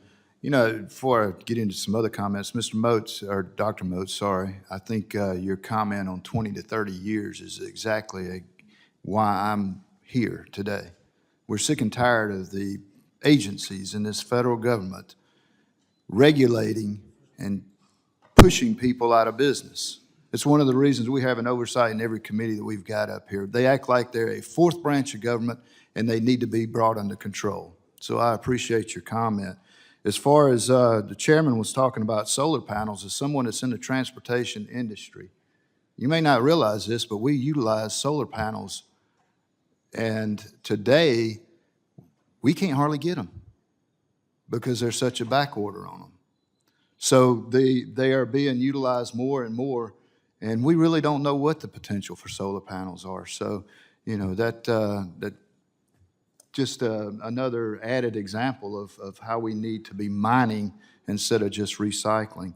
Mr. George, I wanted to follow up on something real quick. You were talking about replacing a pipeline that took 8 years, an old mine that was trying to get re-permitted, and it took over 20 years. I understand there's regulations and then there's federal government just dragging their feet. Do you have a percentages of how much of that was litigation versus just the federal government dragging their feet? I probably can't give you percentages, but it's both. It's local, state government dragging its feet, those agencies. It's federal government permits dragging their feet or just ignoring permit requests. It's lawsuits, it's litigation, it's all of it. And I would just add real quickly, my friends here who are talking about recycling. I don't know if you've ever been around a metal recycling plant, but good luck getting those permitted. Thank you. Mr. Loris, I had a question at the very beginning. We didn't get to it. You referenced a decline in metal smelters and refineries in the United States. And why have we lost our domestic facilities? And how do we compare with competitors like China? I think we're down to, what, 2, maybe 3 copper smelters in the U.S.? 3 versus, what, 50 in China? That might be more for Dr. Moats. I think he has more information on that. I will just say, I think it's a combination of factors. I think regulations certainly play a part. I think the flooding of markets and competition abroad certainly play a part and certainly render some of these things uneconomical. But Dr. Moats is more of an expert on that than I am. We currently have 3 copper smelters, 2 copper refineries in the United States. There's a German company who's looking to install a secondary or recycling smelter in Georgia. Arubis is getting the permits and I believe is starting to break ground. Why did we used to have 13 to 14 smelters when I started my career and have shut down? It's because of, 1, the mining grades have declined. 2, because it's more profitable for mining companies to export the minerals than to upgrade their existing smelters, so they shut them down from an economic standpoint. Is that due to regulations? That's part of it.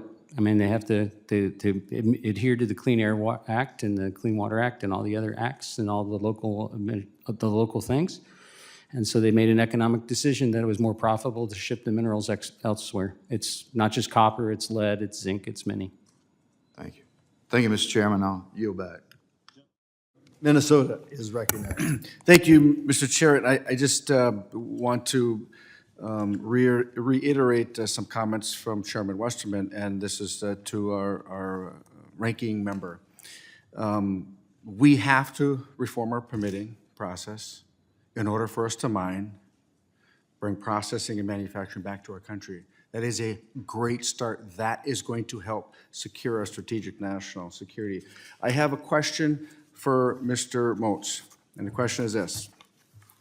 If today China and Russia stopped selling us rare earths and critical minerals, what would it do to our national security?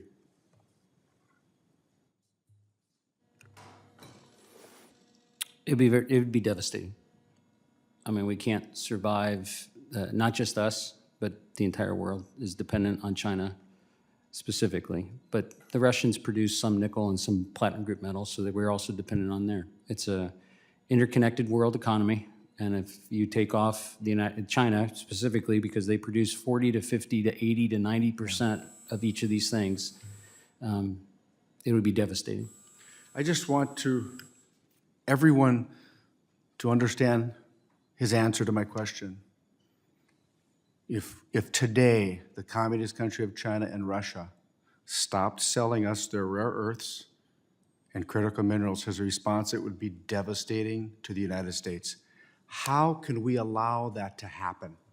The strategic national security, when we have these natural resources in the palm of our own hand, in our country, using our environmental and labor standards. How did we get this way? Why?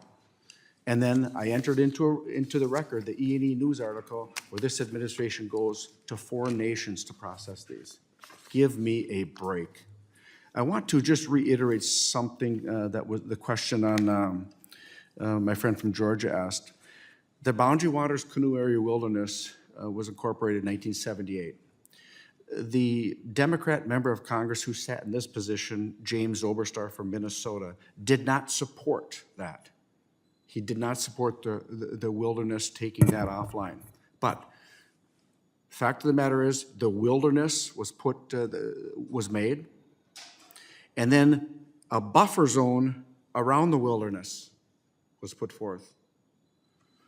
And I want everybody to know there will be no mining in the Boundary Waters Canoe Area Wilderness, and there will be no mining in the buffer zone around it. But like my colleague way back in the late 70s said, if you're going to make this wilderness on that outside, do not take our livelihood away. And he was referring to timber harvesting and mining. He was so far ahead of us in his thinking because he knew today we would be fighting for these jobs and these minerals. That's how far Congressman Oberstar was ahead of the thinking. And it really, really pains me to hear your answer that it would devastate the United States of America. We need to have permitting reform to mine in our country to process and manufacture. We, for strategic reasons, need to do this, and I am looking forward to a healthy debate on how we can do that, how we can bring back our manufacturing and our mining and our processing to the shores of this country.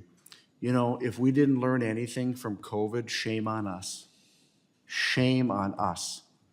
The dependency that we have allowed this nation to go forward and depend on adversarial nations for our strategic national security.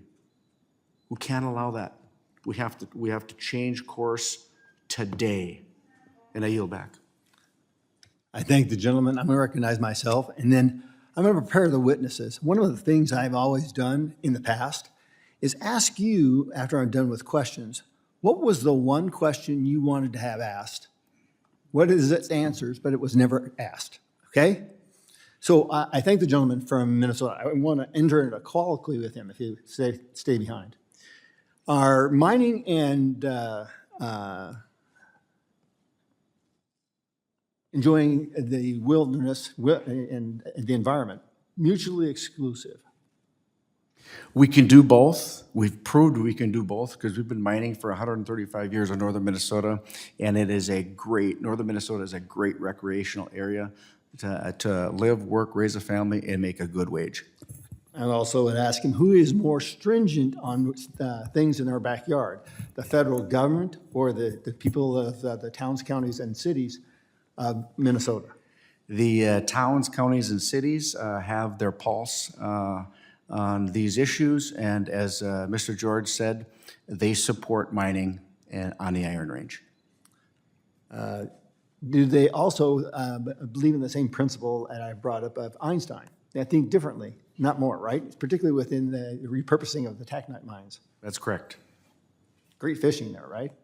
Very. I would say, Chair Gosar, I don't want to, would you yield to me for 20 seconds? Sure.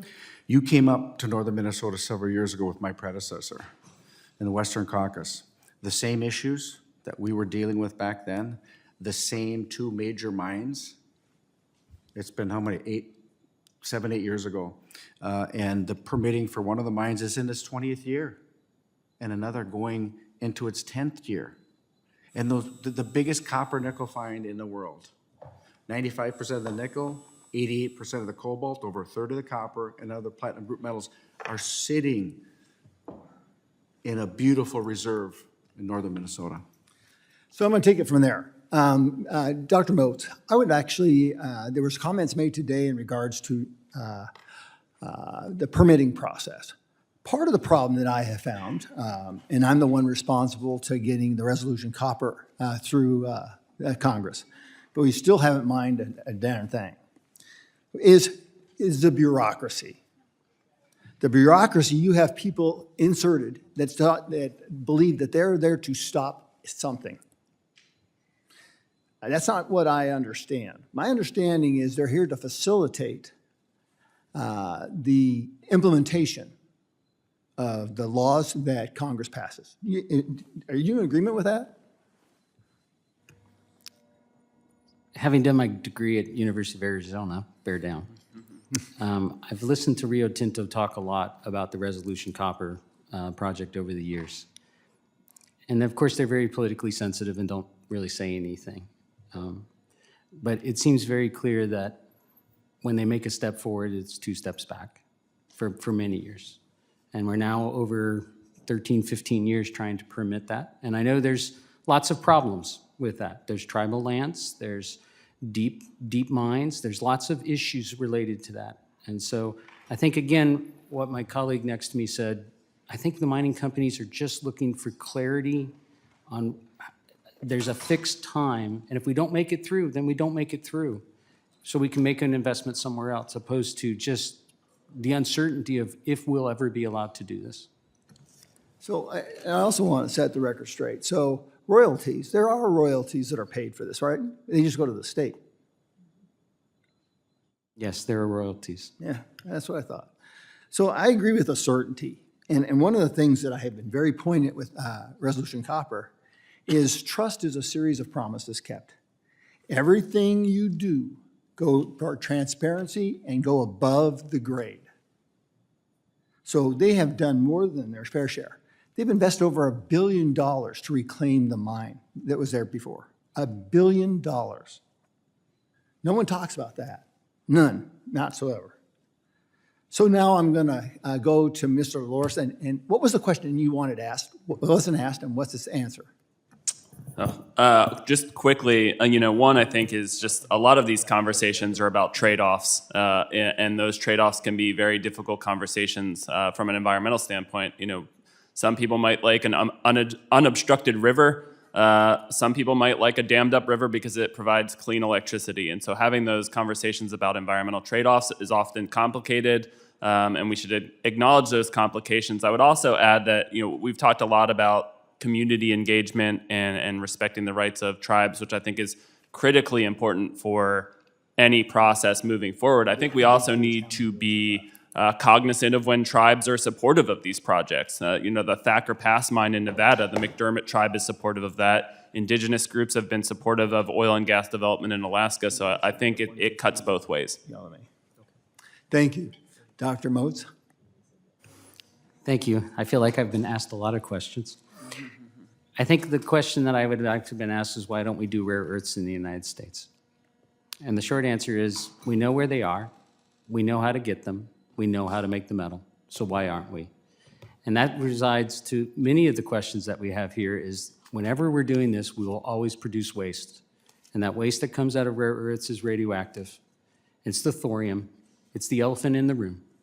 And so until we come up with a policy and a plan to deal with thorium, we are going to be beholden to other countries, and we're going to export our waste somewhere else. Thank you. I'm very aware of that. In fact, in La Paz County, we have a deposit of scandia that has no association with thorium. So it's why aren't we mining? So just FYI. Mr. Mintz, your question? Thank you, Mr. Gosar. I appreciate this. I actually want to take a shot at the permitting question. Okay. That's okay? Okay. I disagree with my dear friends here sitting next to me. I believe that the average time it takes the BLM and Forest Service to permit a large hard rock mine on public lands is 2 years, according to the Government Accountability Office. And when you look at the mining company's own data that they annually supply to the Fraser Institute, which is a Canadian think tank that is supported by the mining industry, for exploration permits, the amount of time is, 11 to 14 months here in the United States, 8 to 10 sometimes, okay?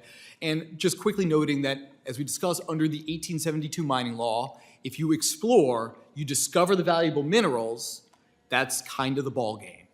So 8 to 10 months, maybe 14 months to get an exploration permit, then it's ball game under the 1872 mining law. And so that is my 2 cents on mine permitting reform, besides what the Congress did last time. Thank you, Mr. Koster. Thank you, Mr. Mintz. The gentleman from Minnesota is recognized for his question.